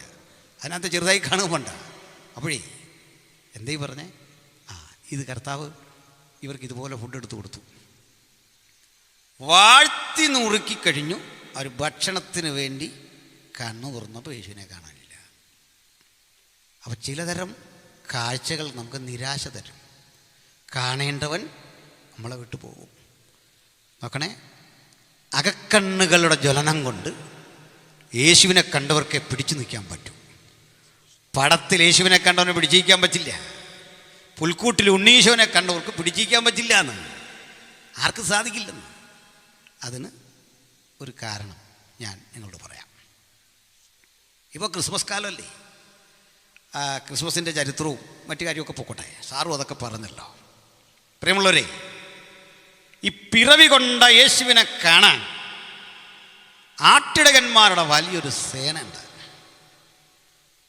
ദൂരങ്ങളിൽ ഇറാൻ എന്നറിയുന്ന വിളിക്കുന്ന പേർഷ്യയിൽ നിന്ന് നിരവധി വിദ്വാൻമാർ കാണാനെത്തി. 3 പേരെന്നൊന്നും കണക്കൊന്നുമില്ല, നിരവധി പേര്. ബൈബിളിൽ അങ്ങനൊന്നും ഇല്ല, ചരിത്രത്തിൽ അങ്ങനൊന്നും ഇല്ല. മാഗികൾ എന്ന് ഗ്രീക്കിൽ ഇവർ കാണാൻ പോയി. അപ്പോൾ അത് അന്ന് രാത്രി പോയി കണ്ടെന്നൊന്നും അല്ലെന്ന്, തെറ്റായ കാര്യങ്ങളാണ്. ശരിക്കും പഠിക്കണം. ശിശു ഇരിക്കുന്ന ഇടത്ത് ചെന്ന് അവനെ കണ്ടു. കുഞ്ഞ് ഇരിക്കാൻ പ്രായമായെന്ന് മനസ്സിലായില്ലേ? അല്ല, അന്ന് രാത്രി തന്നെ ഇതും കൊണ്ട് ഇറാനിൽ നിന്ന് ഓടിപ്പോവല്ല, അല്ല പിറവത്തുനിന്ന് പോയി എന്നൊക്കെയാണ് ഇവിടെ കുറേ പേര് പറയുന്നത്. അവിടെ പള്ളിയൊക്കെ ഉണ്ട് പിറവത്ത്. ഈ പല പള്ളികളുണ്ട് പലയിടത്തുനിന്ന് പോയി എന്നും പറഞ്ഞു. അതിനകത്തെല്ലാം പ്രാർത്ഥനയുണ്ട്. അത് രസം. ഈ കൺഫ്യൂഷനിലൊന്നും മാറ്റിയാൽ കൊള്ളായിരുന്നല്ലേ? ഇവിടെ ഒരിടത്താണെങ്കിൽ നമുക്കെല്ലാം കൂടായിരുന്നു, കുഴപ്പമില്ല. എന്താ ഈ പറഞ്ഞു വന്നതിൻ്റെ അർത്ഥം? ഇതുപോലെ മാഗികൾ എന്നറിയപ്പെടുന്ന വിദ്വാൻമാർ ചെന്ന് യേശുവിനെ കണ്ടു. പൊന്നും മോരും കുന്തിരിക്കൊക്കെ വച്ചു. നമ്മൾ ഈ പെർഫ്യൂമും പൗഡർട്ടിനും ഒക്കെ കൊണ്ടുവന്ന പോലെയാണ്. അപ്പം ഞാൻ വ്യാഖ്യാനമൊക്കെ കാണും. വ്യാഖ്യാനം വരുന്ന വഴിക്ക് അടിച്ചു വിടുന്ന എന്തെങ്കിലും ആയിക്കോട്ടെ, പൊന്നു രാജ്യത്തോ മൂര് പൗരോഹിത്യോ എന്തെങ്കിലുമൊക്കെ ആയിക്കോട്ടെ, സാരമില്ല. അത് പറഞ്ഞ് നമ്മൾ അടിവെക്കണ്ട. ഏതായാലും ഇതൊക്കെ കൊണ്ടുവച്ചു. പെർഫ്യൂമും വിലപിടിപ്പുള്ള വസ്തുക്കളൊക്കെ കൊണ്ടുവച്ചു. ആട്ടിടന്മാർ കൊട്ടിപ്പാടി ബഹളം വെച്ചു. പിന്നെ ഇത് തുടർന്നെന്ന് പലതരത്തിലെ ആഘോഷങ്ങൾ തുടർന്നു. യേശു കടലിൽ മീതെ കാണുന്ന ഒരാഘോഷമല്ലേ? നമ്മളാണെങ്കിലും ചാടും, ഭയങ്കരമായിട്ട് ചാടിപ്പോവും. 5 അപ്പം നുറുക്കി 5000 പേർക്ക് കൊടുത്തു. കഴിച്ചവൻ എന്തൊരു തൃപ്തി. ഇത് കുറേ ദിവസം കഴിഞ്ഞ യേശു പറഞ്ഞത്, നിങ്ങളെ വചനം കേട്ടൊന്നും കൊണ്ട് വന്നല്ല, കാര്യം എനിക്ക് പിടികിട്ടി, അപ്പം തിന്നാൻ വന്ന. ഇത് കേട്ട ഒരൊറ്റ മലയാളി പിറ്റേത്തെ യുവത്തിന് പോകലെന്ന് എനിക്കറിയാം. അങ്ങനെയാ. ഇത് കള്ളമാണ്. കള്ളമല്ല, യേശു കള്ളം പറയില്ല. പിന്നെന്താ സംഭവിച്ചേ? പറയാം.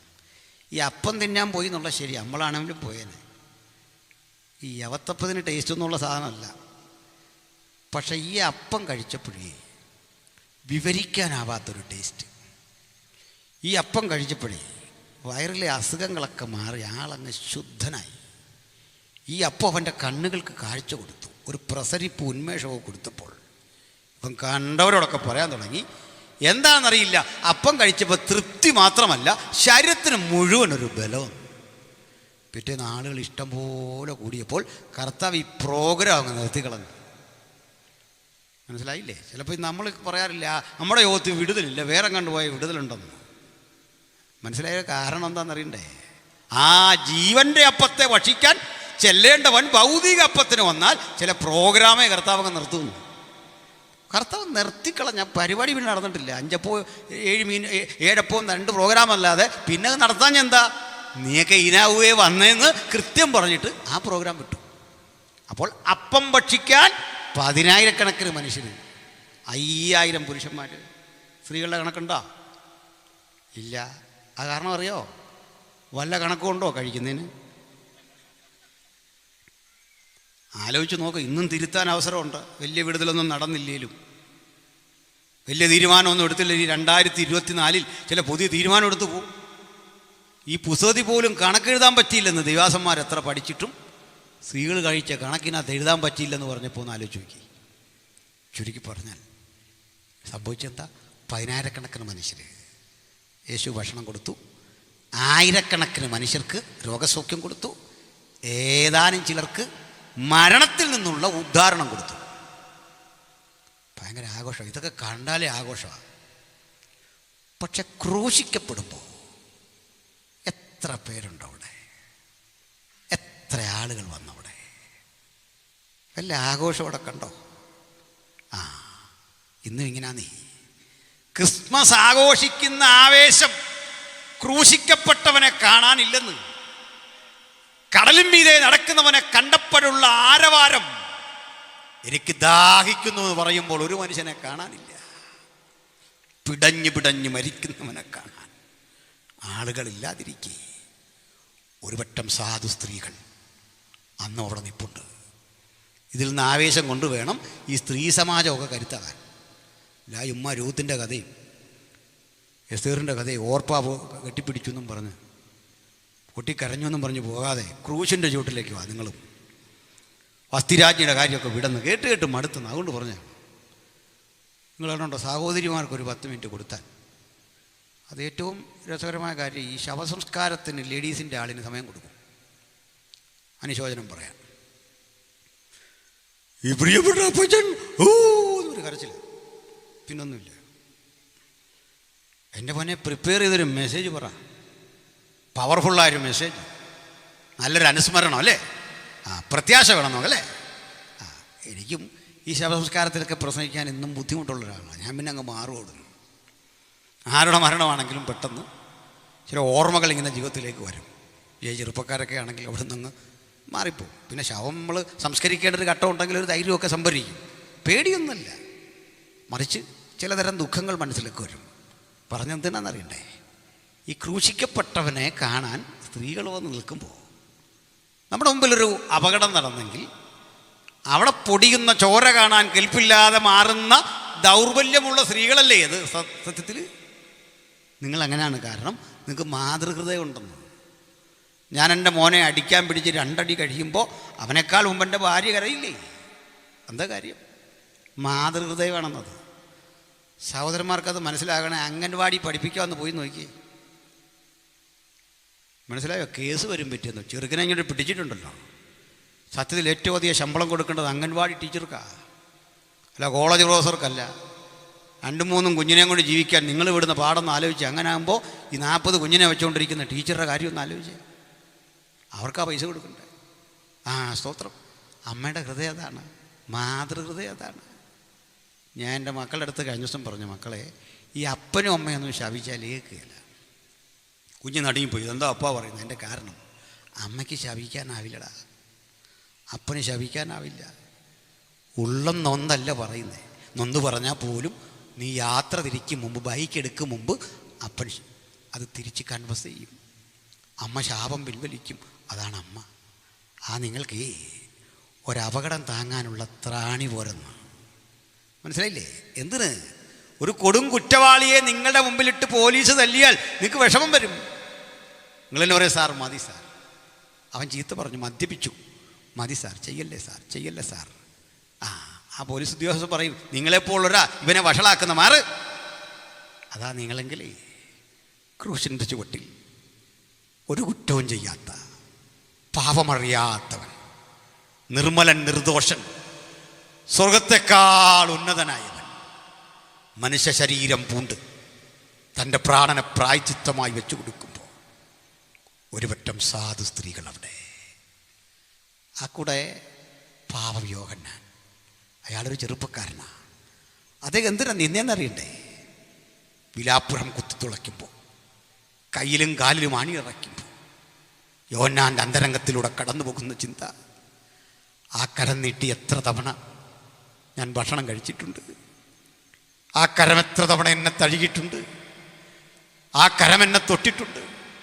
ഞാൻ ചാരിക്കിടന്ന നെഞ്ചകം വിണ്ടുകീറുന്ന ആ രംഗം കാണാൻ എനിക്ക് ഗതി വന്നല്ലോ. വേദനയുടെ തീഷ്ണതയിൽ അവിടെ നിൽക്കുന്നവരെ നോക്കി നിശബ്ദമായ ഒരനുഗ്രഹത്തിൻ്റെ സാന്നിധ്യം അവിടെ വ്യാപരിച്ചിട്ടുണ്ട്. അനുഗ്രഹം എപ്പോഴും ആരവാരങ്ങൾക്കിടയിലല്ല, നിശബ്ദമായൊരു അന്തരീക്ഷത്തിലും ദൈവത്തിൻ്റെ അനുഗ്രഹം വ്യാപരിക്കുമെങ്കിൽ ഒരു കാര്യം ഉറപ്പാക്കി പോകണം: ക്രൂശിൻ്റെ ചുവട്ടിൽ മറ്റാരും കാണുന്ന ആകർഷണീയ ഘടകങ്ങളില്ല, പക്ഷെ അകക്കണ്ണുകൊണ്ട് ഒരു കാഴ്ച കാണാ. ക്രൂശിൻ്റെ ചുവട്ടിൽ ചില അത്ഭുതങ്ങൾ സംഭവിക്കുന്നു, ചില വലിയ പ്രവൃത്തികൾ സംഭവിക്കുന്നു. ഞാനത് പറഞ്ഞ് അവസാനിപ്പിക്കാം. സഹോദരേ, അവിടെ ഒരു കള്ളൻ കിടപ്പുണ്ട് ക്രൂശിൽ. ആ കള്ളൻ അവിടെ കിടന്നുകൊണ്ട് പറയാ, നിന്റെ രാജ്യത്തിൽ എന്നെ ഓർക്കണം. കള്ളൻ എങ്ങനെയാണ് യേശുവിനൊരു രാജ്യമുണ്ടെന്നൊക്കെ മനസ്സിലായത്? അവരെ പിടികിട്ടി. ഞങ്ങൾ ചെയ്തു പോയ കുറ്റകൃത്യങ്ങൾക്ക് ആനുപാതികമായി ശിക്ഷിക്കപ്പെട്ടെങ്കിൽ ഒരു കുറ്റവും ചെയ്യാത്തവൻ നിശ്ചയദാർഢ്യത്തോടെ ക്രൂശിൽ മരിക്കുന്നു. ഇവിടെ ഒരു കുഴപ്പമുണ്ടേ. ഈ വരച്ചു വെച്ച പടത്തിലെ ക്രൂശീകരണം മഹാബോറൻ പണിയാണ്. ടെൻഷൻ അടിച്ച് ക്രൂശേ കിടക്കുന്ന ആളൊന്നും അല്ലെന്ന് തിരുവെഴുത്തിലെ ക്രിസ്തു. പിന്നെ എങ്ങനെ എബ്രായക്കാരൻ പറയുക, മരണം ആസ്വദിച്ചെന്ന്. അന്തസ്സോടെ അഭിമാനത്തോടെ ക്രൂശിൽ കിടന്നുകൊണ്ട് മരണം ഇങ്ങനെ ആസ്വദിച്ചവനെ ഉയർത്തിക്കാട്ടിക്കൊണ്ട് നമുക്ക് ചില പൗരാണികമായ ചിന്തകളെ തിരുത്തണം. അഭിമാനത്തോടെ മരണം ഏറ്റെടുത്തു. എന്നിട്ടേ ഇത് നമുക്കൊരാൾ പൂരിപ്പിച്ചു തരുന്നുണ്ട്. അന്നേരം അവിടെ ഇല്ലാത്ത ആത്മാവിൽ പിൽക്കാലത്ത് അവിടെ ചെന്ന ഒരുവൻ. അങ്ങനെയൊക്കെ പറ്റുമെന്ന് നമുക്ക് ഇപ്പോൾ ക്രൂശിൻ്റെ ചുവട്ടിൽ ചെല്ലാന്നേ വിശ്വസിക്കുന്നുണ്ടോ? നമുക്കേ സ്ഥലകാല നിബദ്ധനല്ലാത്ത ദൈവത്തിൻ്റെ പദ്ധതിയിൽ നമുക്കും കാൽവറിയുടെ അരികിൽ ഇപ്പം ചെല്ലാമെന്ന് വിശ്വാസത്താൽ. അവിടെ ഒരുവൻ ചെന്നു, കാലം ഒത്തിരി കഴിഞ്ഞ് കൃത്യം റിപ്പോർട്ട് തരാൻ, കൃത്യമുള്ളടക്കം തരാൻ. സ്തോത്രം. നേരിട്ടത് കണ്ടിട്ടില്ലാത്ത, ആ രംഗത്തിന് സാക്ഷ്യം വഹിക്കാത്ത ഒരുവൻ അവിടെ ചെന്നു. അത് നമ്മുടെ പൗലോസാണ്. പൗലോസ് എന്നിട്ട് കരയുന്ന മറിയമാരെ കണ്ടു, ദുഃഖിക്കുന്ന യോഹന്നാനെ ഒക്കെ ആത്മാവിൽ കണ്ടിട്ട് പറയുക, കരയാതെ നിങ്ങൾ കരയാതെ. നമ്മളും മരണം വീട്ടിൽ ചെന്നൊക്കെ ഇങ്ങനെ പറയുമെങ്കിലും അതല്ലാതെ വേറെന്തോ പറയാനിരിക്കുന്നത്. അതുകൊണ്ടാണ് അതേ പറയാൻ പറ്റൂ. സ്വന്തം കാര്യം വരുമ്പോഴാണ് നമ്മളിതൊക്കെ മനസ്സിലാക്കുന്നില്ലേ? അപ്പോൾ എന്താ പറ്റിയേ? അവിടെ നിന്നുകൊണ്ട് പൗലോസ്ലീഗ സകലരോടും പറയാ, കരയരുത്, മറിച്ച് ആഹ്ലാദിക്കണം. ക്രൂശിൻ്റെ ചുവട്ടിൽ നിന്ന് ആഹ്ലാദിക്കണമോ? ആഹ്ലാദിക്കണം. എന്താ കാര്യം? ഒരു സൈനികൻ എപ്പോഴും ആഹ്ലാദിക്കുന്നറിയണ്ടേ? നമ്മൾ കാർഗിൽ മേഖല യുദ്ധം നടക്കുകയാണ്. യുദ്ധം കൊടുമ്പിരിക്കൊണ്ടിരിക്കവേ നിങ്ങൾക്കൊരു കാര്യം അറിയണ്ടേ?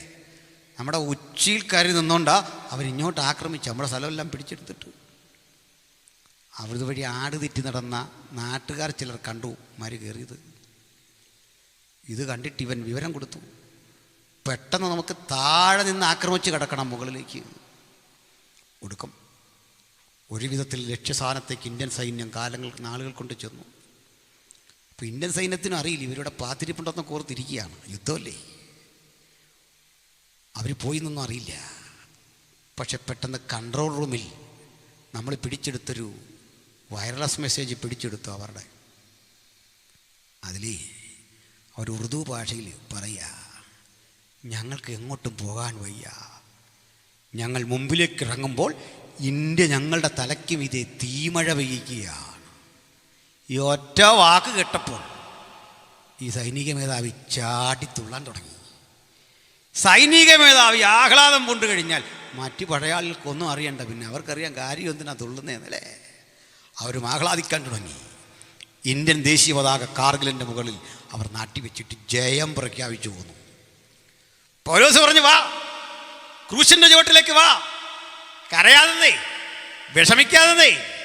ക്രൂശിനൊരു പൊരുളുണ്ടെന്നേ, അത് കാണാൻ ഹൃദയക്കണ്ണുകൊണ്ട് കാണണം. ഭൗതികക്കണ്ണുകൊണ്ട് കണ്ടാൽ ടെൻഷൻ അടിച്ച് കിടക്കുന്ന ഒരു മനുഷ്യനെ കാണാം, വേദനിച്ച് ടെൻഷൻ അടിച്ച് കിടക്കുന്ന ഒരു രൂപത്തെ കാണാം. അത് ഉണ്ടാക്കി വെച്ചിട്ടാ ഈ പിരിവെല്ലാം കൂടെ നാട്ടിൽ നടത്തുന്നത്. മനസ്സിലായോ? അതുണ്ടാക്കി ആരും കൊടുത്തു പോകുന്നു. നമുക്കും തോന്നുന്നില്ലേ 10 പൈസ കൊടുക്കാൻ തോന്നുന്നതിൻ്റെ കാരണം എന്താ? ഇന്ന് നമ്മളെ ഈ 10 കാശ് കൊടുക്കുകയല്ല ചെയ്യുന്ന, മനസ്സും ജീവിതവും മുഴുവൻ അവിടുത്തെ പാദത്തിൽ അർപ്പിച്ചിട്ട് വിളിച്ചു പറയുക, അങ്ങാണ് ഞങ്ങളുടെ രാജാവ്. കള്ളൻ ഇഞ്ചിഞ്ചായി മരിച്ചുകൊണ്ടിരിക്കെ അവർ ലോകത്തോട് വിളിച്ചു പറഞ്ഞു, നീ ആ രാജാവ്, നീ രാജ്യത്വം പ്രാപിച്ച് ഒരു ദിവസം വരുമ്പോൾ എന്നെയും ഓർക്കണം. ഇതെല്ലാം ഇങ്ങോട്ട് ഒപ്പിയെടുത്തിട്ട് പൗലോസ്ലീഹ വിളിച്ചു പറയാണ്, കരയരുത്, വിഷമിക്കരുത്, ക്രൂശിൻ്റെ ചുവട്ടിൽ ആഹ്ലാദ നൃത്തത്തിൻ്റെ കാലം. എന്താ കാര്യം? ചട്ടങ്ങളാൽ നമുക്ക് വിപരീതമായിരുന്ന കൈയെഴുത്തു മായ്ച്ച് ശത്രു സൈന്യത്തെ മുഴുവൻ തോൽപ്പിച്ച് ക്രൂശിൽ ജയോത്സവം കൊണ്ടാടി എന്നേക്കുമുള്ള വീണ്ടെടുപ്പ് അവൻ ക്രൂശിൽ സാധിച്ചു. അതുകൊണ്ട് മാനവരാശി ആഹ്ലാദിക്കണം. ക്രൂശ് നമ്മുടെ ജയത്തിന്റെ ചിഹ്നം. ആ ക്രൂശാണ് നമ്മുടെ ജീവിതത്തിന്റെ ആത്യന്തിക ലക്ഷ്യമെങ്കിൽ നമുക്ക് പൗലോസോട് ഇത് പറയാം, എനിക്കോ നമ്മുടെ കർത്താവായ യേശുക്രിസ്തുവിന്റെ ക്രൂശിലല്ലാതെ പ്രശംസിക്കുവാൻ സംഗതി വരരുത്. ആ ക്രൂശ് കാണണോ? അകക്കണ്ണ് തുറന്ന് നോക്കണം. ഭൗതിക കണ്ണുകൊണ്ട് നോക്കിയാൽ മറ്റേ കാഴ്ചയെ കാണുമോ? നമുക്കും അതാ പണ്ട് പറ്റിയത്. ഇന്നത് കണ്ടിട്ട് ഒരാകർഷണം തോന്നാത്ത എന്താ? ഇന്ന് ചെണ്ടയടിക്കുമ്പോൾ ക്രിസ്മസ് ത്രസിപ്പിക്കാത്ത എന്താ? ഇന്നേ ദുഃഖവള്ളി കാണുമ്പോൾ പ്രത്യേകിച്ചൊന്നും തോന്നാത്തതെന്താ? അതിനപ്പുറത്ത് ക്രൂശ് എന്നൊരു ശബ്ദം കേൾക്കുമ്പോൾ അന്തരാത്മാവിലൊരു ചലനം വരാൻ കാരണം എന്താ? ചട്ടങ്ങളാൽ വിപരീതമായ കൈയെഴുത്ത് വായിച്ച് എന്നെ സ്വതന്ത്രനാക്കിയ, എൻ്റെ ബോണ്ടേജ് മുഴുവൻ അടിച്ചു മാറ്റിയ, എൻ്റെ അടിമത്തം മുഴുവൻ തീർത്ത, എന്നെ സ്വതന്ത്രനാക്കിയ നമ്മുടെ കർത്താവായ യേശുക്രിസ്തു മുഖാന്തിരം നമുക്ക് ജയം നൽകുന്ന ദൈവത്തിന് സ്തോത്രം. ഇതിനെ വിരോധിച്ചൊരു മനുഷ്യനുണ്ടായിരുന്നു, നമ്മുടെ പൗലോസ്. അയാൾക്കൊരു നാണക്കേടായിരുന്നു. ക്രൂശിന്മേൽ തൂങ്ങുന്നവൻ ശപിക്കപ്പെട്ടവൻ. ആകെ ക്രൂശെന്ന് കേൾക്കുമ്പോഴേ അറപ്പ്. അതുകൊണ്ട് തീർന്നില്ല. മഹാപുരോഹിതൻ്റെ അധികാരപത്രം വാങ്ങി ക്രൈസ്തവ സഭയെ കൊന്നുമുടിക്കാൻ ഒരുമ്പെട്ടു. ആ വലിയ ക്രൂരൻ മാറിയത് എങ്ങനെയാണെന്ന് അറിയണ്ടേ? ഒറ്റ പ്രാർത്ഥനയാണ്. അത് ആരാ പ്രാർത്ഥിച്ചേ? നമ്മുടെ സെബാനോസ്. അതുവരെ കിച്ചണി പണിയുന്ന ആളാണെന്ന് സെബാനോസ്. അതൊക്കെ കുറഞ്ഞ പണിയാന്ന് തോന്നരുത്. ക്ഷമിക്കണം, എൻ്റെ 2 അനുഭവം പറയാം. ഞാൻ പ്രീ ഡിഗ്രിയൊക്കെ കഴിഞ്ഞിട്ട് ആണ് ബൈബിൾ കോളേജിൽ പോകുന്ന ആദ്യത്തെ ഘട്ടം. ഞാൻ ആദ്യം ചെല്ലുന്നത് ഈ ന്യൂ ഇന്ത്യ ബൈബിൾ കോളേജിലാണ് അഡ്മിഷന് ചെല്ലുന്നത്. സാറ് ബൈബിൾ കോളേജ് അധ്യാപകനാണ്. പക്ഷേ പഴയ ബൈബിൾ കോളേജിൽ എത്ര പേരെ വിളിയുണ്ടോ എന്ന് ചോദിച്ച് പറഞ്ഞു വിട്ടിട്ടുണ്ട്. ഇനിയിപ്പോൾ പിള്ളേരിൽ അവിടെ വിഷമിക്കുക. ഇന്ന് ഇവർ വിളിച്ചുകൊണ്ടിരിക്കുക, വിളിയില്ലേലും വരാൻ. ഈ വിളിയുണ്ടോയെന്ന് നിങ്ങൾക്ക് എങ്ങനെ അറിയാം? ഒരുത്തം പറഞ്ഞാലത് വിളിയാകുമോ?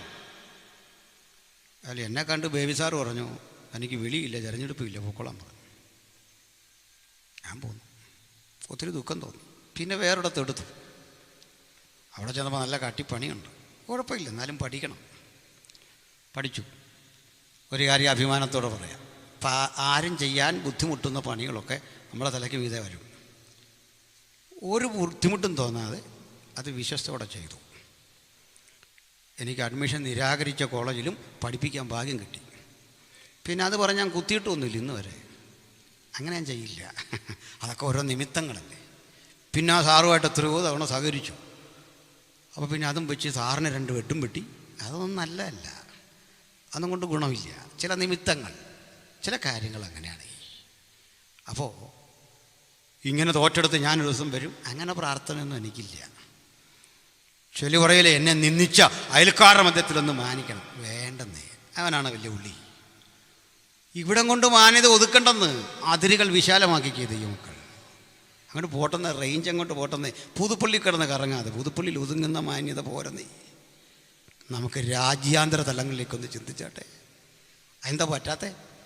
അപ്പം നമ്മുടെ മാന്യത ക്രൂശ് തന്ന മാന്യതയാണ്, ഈ പുസ്തകം തന്ന മാന്യതയാണ്. അപ്പോൾ എന്തിനാ പറഞ്ഞെന്ന് അറിയണ്ടേ പ്രിയരെ? പൗലോസ് ഓർത്ത് പുള്ളിയുടെ മാന്യത എന്തെന്നാ? ഈ റബി ആയത് ആ മാന്യത എന്നാണ്. നമ്മുടെ കേബ്ര സാറൊരു അധ്യാപകനായിരുന്നു. നമ്മളോട് ഒത്തിരി പേരുണ്ട് അങ്ങനെ. പക്ഷെ ഞാൻ പറയും, യേശുവിനെ അറിഞ്ഞതാണ് മാന്യതയെന്നേ. അല്ലെങ്കിൽ അവസാനം വാങ്ങിയ ശമ്പളത്തിൻ്റെ പാതി പെൻഷൻ മേടിച്ചുകൊണ്ട് നമ്മൾ വീട്ടിലിരിക്കുകയുള്ളൂ. ഒരു മാഷിൻ്റെ ബഹുമാനമുള്ളൂ.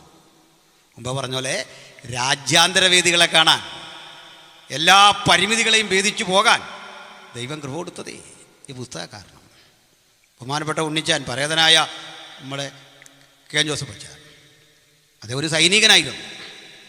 ഒരു സൈനികനായിരുന്നെങ്കിൽ കിട്ടാവുന്ന പരമാവധി ബഹുമതി അവിടെയാണെങ്കിൽ റേഞ്ച് മുഴുവൻ മാറ്റിയത് ഈ പുസ്തകമാണ്. ഈ പുസ്തകത്തിൽ വിരാജിക്കുന്ന നസ്രയനായ യേശുവിൻ്റെ ശബ്ദമാണ്. വചനം കേൾക്കുന്ന കുഞ്ഞുങ്ങളെ, പ്രിയപ്പെട്ട സഹോദരി സഹോദരന്മാരെ, അതിര് വിശാലമാക്കുന്നൊരു ദൈവം ഇന്ന് രാത്രി നമ്മുടെ കൂടെ ഉണ്ട്.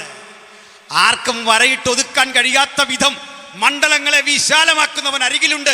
അതുകൊണ്ട് പൗലോസ് നിന്നെ മുഴുവൻ മാറ്റിയതേ ഒരു പാവത്താൻ്റെ പ്രാർത്ഥന. കിച്ചണിൽ കിടന്ന് കരിയും പുകയൊക്കെ അടിച്ച് വിഷമിച്ച സ്തെഫാനോസ് പതുക്കെ പതുക്കെ പ്രസംഗിച്ചു തുടങ്ങിയ പ്രസംഗം അണ പൊട്ടിഞ്ഞ് പോരുക. അപ്പോൾ ആൾക്കാർ കേട്ട് ചോദിച്ചു, ഇത് കിച്ചണിൽ നിന്ന് പറയേണ്ട കാര്യമില്ല, അച്ഛൻ ഇങ്ങോട്ട് വരാൻ പറഞ്ഞു. പ്രസംഗം കിട്ടി, സ്തെഫാനോസ് അങ്ങോട്ട് കത്തിക്കയറുക. അപ്പോൾ ആരാണ്ട് പറഞ്ഞു, ഇവൻ്റെ പേര് കേസെടുക്കണം. സാർ ഇത് തന്നെ പറഞ്ഞു തുടങ്ങി. ഒന്നിൽ ഈ പ്രസംഗം ഒരു റിസൾട്ട് ഉണ്ടാക്കും അല്ലേ, ഇല്ല അത് സുവിശേഷമല്ലെന്ന് പറഞ്ഞാൽ തുടങ്ങി. ഇനിയിപ്പോൾ അതൊന്നും ഉണ്ടാക്കാത്ത എന്താ? നല്ല കലാപരമായി സാഹിത്യപരമായി വാക്കുകളൊക്കെ ഒപ്പിച്ച് സംസാരിക്കും, പക്ഷേ പാപി രക്ഷിക്കപ്പെടത്തില്ല. കാരണം പഠിച്ചിട്ടുണ്ടോ? ഒരു വിടുതലും ഉണ്ടാവില്ല. കാരണം പഠിച്ചിട്ടുണ്ടോ? ഇളക്കവും പെരുപ്പവും ചാട്ടവും ഉണ്ടെന്ന് പാപി രക്ഷിക്കപ്പെടണമെന്ന് പ്രാർത്ഥിച്ച ദൈവത്തിൻ്റെ ദാസന്മാരല്ല ഈ കൈകൊണ്ട് എല്ലാ തരത്തിലും പെട്ടവനെ മൂക്കണം. ഒത്തിരി ആൾ പ്രാർത്ഥിച്ചു മുസ്ലിമിനെ മൂക്കാൻ. കർത്താവ് തന്നു തുടങ്ങിയപ്പോൾ അതിരില്ലാതെ ഇങ്ങ് തരികല്ലേ. പിന്നെ എല്ലാ എണ്ണത്തിലും പെട്ടവനെ മൂക്കാൻ ഈ കൈ വെച്ചൊന്ന് പ്രാർത്ഥിച്ച് സകല എണ്ണത്തിനെ മൂക്കും. അതിനു വേണ്ടിയുള്ള കൈ നമ്മുടെ. അപ്പോൾ എന്തിനാ പറഞ്ഞതെന്ന് അറിയണ്ടേ? ഇവിടെ പൗലോസ് എന്ന മനുഷ്യന് വേണ്ടി അവസാനം സ്തെഫാനോസ് കോടതി നിന്നാണ് പ്രസംഗിക്കുന്നത്. കോടതി കിട്ടിയൊരു ചാൻസ് പ്രസംഗിക്കാൻ. നിനക്ക് പറയാം. മഹാപുരോഹിതൻ പറഞ്ഞപ്പോൾ പറയുകയാണ്, സഹോദരന്മാരും പിതാക്കന്മാരുമായ പുരുഷന്മാരെ, നമ്മുടെ പൂർവ്വപിതാവായ അബ്രഹാം ഹാരാനിൽ വന്ന് പാർക്കും മുമ്പ് മെസൊപ്പൊട്ടേമിയയിലായിരുന്നപ്പോൾ തേജോമയനായ ദൈവന് പ്രത്യക്ഷനായി. ആളുകൾ അമ്പരന്നു. കിച്ചണിലേ മത്തി കെട്ടി കറി വെച്ചുകൊണ്ടിരുന്ന സ്തെഫാനോസേ, ബീഫ് നുറുക്കി കറി വെച്ചുകൊണ്ടിരുന്നവനെ, അതല്ലെങ്കിൽ പലവ്യഞ്ജനം ശേഖരിച്ചു വെച്ചിട്ട് കണക്കെഴുതിയ ആളെ, എവിടുന്ന് കിട്ടി ഈ ഭാഷാപ്രയോഗം? എവിടുന്ന് കിട്ടി ഈ ജ്ഞാനം? അതാ ചാർജായി കഴിഞ്ഞാൽ കളി മാറുന്നു. മത്സ്യബന്ധനത്തിൽ ഏർപ്പെട്ട പത്രോസ് ചാർജായി കഴിഞ്ഞപ്പോൾ വിളിച്ചു പറയുകയാണ്, ഇതേ നിങ്ങൾ ഉദ്ദേശിക്കുന്ന ജ്ഞാനമല്ല. യോവേൽ പ്രവാചകൻ എഴുതിയ പ്രവചനം അങ്ങോട്ട് നിറവേറിയിട്ടാണ് ഞങ്ങളുടെ ഈ ചാട്ടം. അപ്പോൾ നമുക്ക് ചോദിക്കാം, അച്ഛൻ എപ്പോഴാ യോവേൽ പ്രവചനം വായിച്ചേ? എടാ കൊച്ചി അതൊക്കെ അങ്ങ് വായിച്ചു. തമ്പുരാൻ ഓർമ്മപ്പെടുത്തി. അപ്പോൾ ദൈവം ചിലപ്പോൾ ഉപയോഗിച്ചു കഴിഞ്ഞാൽ നമുക്ക് ആർക്കും നിയന്ത്രിക്കാൻ പറ്റില്ലെന്ന്. അടയപ്പെട്ട നാവുകളെ കൊണ്ട് സംസാരിപ്പിക്കാൻ അവൻ തീരുമാനിച്ചു കഴിഞ്ഞാൽ അടയപ്പെട്ട എത്ര ദൂതുകൾ പുറത്തു വരാനുള്ള നാവ അതൊന്ന് ഏൽപ്പിച്ചു കൊടുത്താട്ടെ. ആ ശരീരം ഏൽപ്പിച്ചു കൊടുത്താട്ടെ. അതിന് പ്രായം തടസ്സമല്ലെന്ന്, സ്ഥിതിഗതികൾ തടസ്സമല്ലെന്ന് അങ്ങോട്ട് പ്രസംഗിച്ചു. പ്രസംഗത്തിൽ പഴയ നിയമം കംപ്ലീറ്റ് വന്നു, പുതിയ നിയമം കംപ്ലീറ്റ് വന്നു. ദൈവം അവനെ ഉയർപ്പിച്ചു എന്നതിനുള്ള സാക്ഷിയായി ഈ നിൽക്കുന്ന ഞാനെന്ന് അങ്ങോട്ട് തറപ്പിച്ചു പറയും. ഏറങ്ങ് തുടങ്ങി, എറിഞ്ഞു തുടങ്ങും. എന്താ പറയണ്ടേ? സ്തെഫാനോസ് പറഞ്ഞു, ഈ പാപം ഇവരുടെ മേൽ നിർത്തരുത്. അമ്പുരാൻ പറഞ്ഞു, നീ അവസാനം പറഞ്ഞ അതല്ലേ. ഞാൻ സമ്മതിച്ചു. ആ പ്രാർത്ഥനയുടെ റിസൾട്ട് എന്താണെന്ന് ചോദിച്ചാൽ പറയും പൗലോസ്, നമുക്ക് മരിക്കും മുമ്പ് പ്രതികാരം ചെയ്തല്ല മരിക്കേണ്ടത്. ഒരാത്മാവിനെ അവിടെയും നേടാൻ സാധിക്കണം, ഒരാളെയെങ്കിലും. ഹല്ലേലൂയ, ഹല്ലേലൂയ, സ്തോത്രം. ബഹുമാനരെ, ഇതങ്ങോട്ട് പ്രാർത്ഥിച്ച് പോകുന്ന വഴിക്ക് ആദ്യം കിട്ടിയത് അല്ല സൂപ്പർ അടി. നമ്മൾ ഇന്ന് സിറിയയില്ലേ പിടിച്ചെടുത്ത സിറിയ, ഇസ്രായേൽ പിടിച്ചെടുത്തു. എല്ലാം പോയി. സിറിയൊക്കെ അപ്പുറത്ത് ചാടി, പണ്ടേ മാറി സംഗതി എല്ലാം മാറി.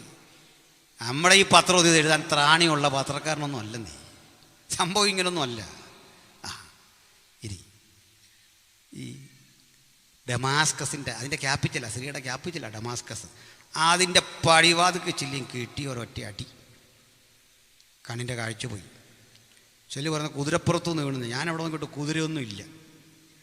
പിന്നെ ഒരു കുതിരയല്ലേ ഇരിക്കട്ടെ എന്ന് ഓർത്ത് ഞാനും പിന്നെ അതങ്ങ് വിട്ടുകൊടുത്തു. ബൈബിളിൽ കുതിരയൊന്നും എഴുതിയിട്ടില്ല. പിന്നെ പൗലോസിനൊരു കുതിരയെ സൗജന്യമായി കിട്ടുന്നതിനകത്ത് എനിക്ക് അസൂയയില്ല. അവിടെ ഇരിക്കട്ടെ കുതിര.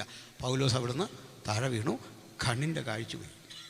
തപ്പി അടക്കണം. പക്ഷെ നമുക്ക് ചോദിക്കാം, പൗലോസ്, കാഴ്ചയുള്ളൊരു ഭൂതകാലം നിനക്കുണ്ടായിരുന്നല്ലേ? കാഴ്ചയുള്ള ഭൂതകാലത്ത് നിൻ്റെ കാഴ്ചയുള്ള എന്താ? എങ്ങനെ ഞങ്ങളെ കൊല്ലണം? ഇന്ന് കാഴ്ചയില്ലാത്തൊരു 3 ദിവസം. ഇതിലേതാ നിനക്കിഷ്ടം? പൗലോസ് പറയും, ഈ കാഴ്ചയില്ലാത്ത ശരീരം കൊണ്ട് ഞാൻ അനുഭവിക്കുന്നൊരു സുഖമുണ്ട്. ആ സുഖം അനുഭവിക്കുന്ന ദൈവമക്കളെ ഓർത്ത് ഞാൻ ദൈവത്തെ സ്തുതിക്കുന്നു. രോഗമുള്ള ആ ശരീരത്തിൽ ഒരു സുഖമുണ്ട് സ്നേഹിത. അവഹേളിക്കപ്പെടുന്ന ആ ജീവിതത്തിലും ഒരു സുഖമുണ്ട്. ആ സുഖം പണ്ടില്ലായിരുന്നു. ദൈവം ഒരുവനെ ശക്തീകരിച്ചു. ഒരു അനന്യാസ്. നമ്മുടെ മറ്റേ തല്ലിപ്പുള്ളി അനന്യാസ് അല്ല, പൈസ കട്ടെ. ഇത് വേറെ ആമ്പിള്ളേരുണ്ട് ആ പേരിൽ. ഹല്ലേലൂയ. അനന്യാസിന് ദർശനം കൊടുത്തിട്ട് പറഞ്ഞു, പോയി പ്രാർത്ഥിക്കുമോനെ. എന്നെ സന്തോഷിപ്പിച്ചത്, ഞാൻ ജീവിതത്തിൽ ഒരു കാർമ്മികമായൊരു കാര്യം വന്നാൽ ഏറ്റവും ഒരു സാധാരണ പാസ്റ്ററെ വിളിക്കുകയുള്ളൂ. മക്കളുടെ കല്യാണം നടത്തിയാലും വീടിന് തറക്കല്ലിട്ടാലും അതിന് സമർപ്പണം ചെയ്താലും ഞാൻ PM സാറിനെ വിളിക്കാൻ ഉദ്ദേശിച്ചിട്ടില്ല. നിങ്ങൾ അനിൽക്കൂടത്തോടത്ത് വിളിക്കരുത്. എന്താ കാര്യം തരേണ്ടത്? ഞങ്ങളിത് ഒത്തിരി കണ്ടതാണ്. കറിയാഭാഷ വിളിക്കരുത്, സാമ്പാഷ വിളിക്കരുത്. നിങ്ങളുടെ വഴിയടച്ചു പോവല്ല. 1000 കല്യാണം നടത്തുന്ന 500 വീട് സമർപ്പിക്കുന്ന നമുക്കിനകത്ത് പുതുമയില്ല. അതിലും പോരാ, അതിലും നല്ല വീട് അവിടെ ആയിരുന്നു, ഇതിലും നല്ല വീട് അപ്പുറത്തായിരുന്നു. ഇത് പിന്നെ കൊള്ളാം, ഇതും പറഞ്ഞേച്ചേ പോകുള്ളൂ, ചോറും കൊണ്ട് കാശും മേടിച്ചിട്ടേ. പക്ഷെ ഇതിന് ഒരവസരവും കിട്ടാത്ത ഒരുത്തിന് കൊടുത്തു നോക്കി അവൻ നെഞ്ചുരുക്കൊന്ന് പ്രാർത്ഥിക്കും. വാക്കൊക്കെ തെറ്റിക്കോട്ടെന്നേ, ഇച്ചിരി തെറ്റുമൊക്കെ വന്നോട്ടെന്ന്, മനുഷ്യനല്ലേ. പക്ഷെ അവൻ്റെ അനുഗ്രഹം പോലെ മകത്തരമായതൊന്നുമില്ല. മനസ്സിലായോ പറഞ്ഞേ? എളിയവനെ ആദരിക്കുന്ന മനുഷ്യൻ ഭാഗ്യവാൻ. അടുത്തൊരു വചനമുണ്ട്, അനർത്ഥ ദിവസത്തിൽ യഹോവ അവനെ കാത്ത് ജീവനോടെ പാലിക്കും. നല്ലൊരു വീട് വെച്ചിട്ടേ, കല്യാണം നടത്തിയിട്ടേ, ആ കിടന്ന് കഷ്ടപ്പെടുന്ന ലോക്കൽ പാസ്റ്ററെ ഓർക്കാത്ത നമുക്കുണ്ടാകുന്ന ശാപം പോലും ശാപമുണ്ടോ? കൊച്ചിനെ കെട്ടിക്കാൻ ഉപവാസം എടുക്കുന്നത്, പ്രാർത്ഥിക്കുന്നത്, കണ്ണീരൊഴുക്കുന്നത്, ശവം അടക്കിക്കഴിഞ്ഞ് വീണ്ടും പോയി കുളിയും കഴിഞ്ഞ് ഇവിടെ നിൽക്കുന്നത്, 3-4 ദിവസമായിട്ട് ഉറങ്ങാൻ നിൽക്കുന്ന ആ മനുഷ്യനെ കണ്ടിട്ട് ഒരു നല്ല വാക്ക് പറയാത്ത നിൻ്റെ എന്തോ അനുഗ്രഹമാണ്, എന്തോ മനസ്സാ. ഹല്ലേലൂയ. എന്താ പറഞ്ഞേ? അനന്യാസം എന്ന് പറഞ്ഞൊരു പാവം മനുഷ്യനെ വിട്ടെന്ന്. പേരുള്ളവനുണ്ടെന്നേ, പത്രോസുണ്ട്, യോഹന്നാനുണ്ട്, അന്ത്രയോസുണ്ട്. ഒരുത്തരം വിടാതെ പറഞ്ഞു, കുഞ്ഞെ നീ പോയിട്ട് ആ റബിക്ക് വേണ്ടി പ്രാർത്ഥിക്കാം. ധാരാ കക്ഷി നിർത്ത. റബി എന്ന് പറഞ്ഞാൽ എന്താണെന്നറിയോ? 613 നിയമങ്ങൾ നന്നായിട്ട് അഭ്യസിച്ചതിൻ്റെ വ്യാഖ്യാനങ്ങളും ശിക്ഷകളും ഇതൊക്കെ മനപ്പാടം അടിക്കാൻ കഴിയുന്ന പണ്ഡിത ശ്രേഷ്ഠൻ. അതിലെ കാണുമ്പോഴേ വിളിക്കേണ്ടത് സഞ്ചരിക്കുന്ന ന്യായപ്രമാണമെന്ന് വിളിക്കണമെന്നാണ്. സഞ്ചരിക്കുന്ന ന്യായപ്രമാണം, അതൊക്കെ ഇതറിയാം. അതുകൊണ്ട് അവരെ കാണുമ്പോഴേ ബഹുമാനമാണ്, റബി എന്ന് വിളിക്കണം. അനന്യാസ് അങ്ങോട്ട് ചെന്നു. റബ്ബി എന്ന് വിളിക്കുന്നവനെ കണ്ടിട്ട് ഒറ്റ വിളി, സഹോദരാ ശൗലേ. നമ്മളാണെങ്കിൽ മാനനഷ്ടത്തിന് കേസ് കൊടുക്കും. സഹോദരാ ശൗലി, കാഴ്ച പ്രാപിക്കുക. ചെതുമ്പൽ പോലെ എന്തോ ഒന്ന് കണ്ണിൽ നിന്ന് പോയി. എങ്ങനെ പറഞ്ഞിട്ടേ, നീ പരിശുദ്ധാത്മപൂർണനാകേണ്ടതിന് കാഴ്ച പ്രാപിക്കാൻ. ചുമ്മാ കണ്ട പോരാ. അന്നു മുതൽ പൗലോസ് ഒരു പുതുമനുഷ്യനായി. ആ കാഴ്ചകളുടെ സമാഹാരമാണ് നമുക്ക് ഈ കിട്ടിയേക്കുന്നത്. അതിനെ ഞാൻ ഇങ്ങനെ സംശയിക്കാം. വീണ് കിടക്കുന്ന ഘട്ടത്തിലൊരു ചോദ്യം. അതുവരെ അവന് പിതാവാം ദൈവത്തെ അറിയാം. അതാ ന്യായപ്രമാണം പഠിപ്പിച്ചത്, പിതാവിനെ വ്യക്തമാക്കി. പക്ഷേ അടി കിട്ടേണ്ടെന്ന് അവനൊരു ചോദ്യം, നീ ആരാണ്? അന്ന് പറഞ്ഞു, ഞാൻ അവിടുത്തെ പുത്രനായ യേശു എന്ന പേര്. പുത്രനെ മനസ്സിലായി. അടുത്ത ദിവസം കാഴ്ച പ്രാപിച്ചപ്പോൾ പറയുന്നത്, ഇങ്ങനെ ഒരു വ്യക്തിത്വമുണ്ട്, പരിശുദ്ധാത്മപൂർണൻ. പിറ്റേന്ന് പോലെ ആൾ ചാർജായിരുന്നു, സുവിശേഷം പറയാൻ തുടങ്ങി. ആ പോകുന്ന വഴി ഒരുത്തനെ കണ്ട് എലീമാസ് എന്ന വിദ്വാൻ ദേശാധിപതിയുടെ വിശ്വാസം തടുത്തെന്ന്. ഈ പേഴ്സണൽ ഇവാഞ്ചലിസത്തിന് പോകുമ്പോൾ ഒരു പ്രശ്നമുണ്ട്, ഞങ്ങൾ ഈ ഡിബേറ്റിനൊന്നും ആരെയും കൊണ്ടുപോകില്ല. വൈകാരികമായി ഇടപെടുന്നവനെ അവിടെ കൊണ്ടുപോയി അവൻ പണി തരും. നിങ്ങളോട് ആണ്ട് രഹസ്യം തുറന്നു പറയാൻ ലൈവ് ഉണ്ടെങ്കിലും ഞങ്ങളൊരു വിധത്തിലാണ് അവനെ വൈകാരികമാക്കി വെച്ചേക്കുന്നത്. അവൻ ചൂടാകാനാണ് ചിലത് കൊടുക്കുന്നത്. കാരണം അവൻ ചൂടായി വരുമ്പോൾ നമുക്കൊരടിയുണ്ട്. അതിനുവേണ്ടി ഞങ്ങൾ ഓങ്ങുമ്പോൾ ഓഡിയൻസിൽ നിന്ന് കിടന്ന് വെള്ളം വെക്കുക. വേണ്ടെന്ന്, പണിയുണ്ടെന്ന്. പൂട്ടി അവിടെ ഇട്ടിരിക്കുക, ഊരത്തില്ലെന്ന്. ഇതുപോലെ സുവിശേഷം പറയാൻ പോയാൽ നമ്മളിഞ്ഞുകൊണ്ട് പറഞ്ഞുകൊണ്ടിരിക്കുമ്പോൾ വേറൊരുത്തിന് ഇടയ്ക്ക് വഴി കയറി വേറെണ്ണം പറഞ്ഞ് മുഴുവൻ തെറ്റിച്ച് കളയും. പ്രാർത്ഥിച്ചുകൊണ്ട് നിൽക്കുകയാകാവുള്ളൂ ഒരാൾ പറയുമ്പോൾ. പ്രാർത്ഥിച്ചങ്ങനെ ഏതാശയം വന്നാലും മിണ്ടായിരുന്നോണ്ട് മറ്റവൻ പറഞ്ഞോളൂ എന്ന്. നമ്മുടെ ഈ വാചാലത കൊണ്ടല്ലെന്ന് പാവി രക്ഷിക്കപ്പെടുന്നത്, ആത്മപ്രവർത്തനം. വാക്ക് തെറ്റിക്കുന്ന എലീമാസ് എന്ന വിദ്വാൻ, അവന് ബെർയേശു എന്നും പേരുണ്ട്. ആ പദത്തിൻ്റെ അർത്ഥം മുമ്പ് പറഞ്ഞാൽ യേശുവിൻ്റെ മകനെന്നാണ്. പൗലോസ് അവൻ്റെ പേരങ്ങ് മാറ്റി പിശാചിൻ്റെ മകനെ. കണ്ടോ, സുവിശേഷത്തിനെതിരെ നിൽക്കുന്നതിനെ വിളിക്കുന്ന പേരാ പിശാചിൻ്റെ മകനെ. ഒരു വിളിയും പിടിച്ചിട്ട് പറയാം, ഒരു നിമിഷ നേരത്തേക്ക് നീ അന്ധനാകും. എന്താണെന്നറിയണ്ടേ? പൗലോസിന് പണ്ട് യേശു കൊടുത്തൊരടിയാണ് ഈ അന്ധത. അന്ന് മുതൽ പുള്ളി ഓർക്കുന്നുണ്ട്, ഇത് എവിടെയെങ്കിലും കൊണ്ടൊന്ന് കൊടുക്കണം, ഈ ശുശ്രൂഷ എവിടെയെങ്കിലും ഒന്ന് വെളിപ്പെടുത്തണമെന്ന് ഓർത്ത് പോയപ്പോൾ ഉണ്ട് ആ പഞ്ചായത്തിലൊരുത്തനെ കിട്ടി. അതുകൊണ്ട് ചിലർക്ക് സുവിശേഷം ഒരു കാഴ്ചയാണെങ്കിൽ ചിലരുടെ കാഴ്ച മറയുന്ന അനുഭവമാണ്. നമുക്കെന്ത് കർത്താവിൻ്റെ ഏൽപ്പിക്കുക. അന്ധകാരത്താലെല്ലാം കണ്ണും വാങ്ങുമ്പോൾ മങ്ങിടാത്തൊരു കണ്ണ്, ആ കണ്ണാണ് എൻ്റെ ജീവിതത്തിൻ്റെ വെളിച്ചം. ആ കണ്ണെനിക്ക് തന്നവൻ യേശുവാണ്. അതിനെ പൂർണ്ണനാക്കുന്നത് പരിശുദ്ധാത്മാവാണ്. പിതാവിനും പുത്രനും പരിശുദ്ധാത്മാവിനും ഒരുപോലെ സ്തുതി അർപ്പിച്ചുകൊണ്ട് അകക്കണ്ണുകളുടെ ജലനം കാത്ത് നമുക്കവനെ ആരാധിപ്പാൻ സർവശക്തൻ കൃപ തരട്ടെ എന്ന് പ്രാർത്ഥിച്ച് ഞാൻ ഉപസംഹരിക്കുന്നു. ദൈവം നമ്മെ അനുഗ്രഹിക്കട്ടെ.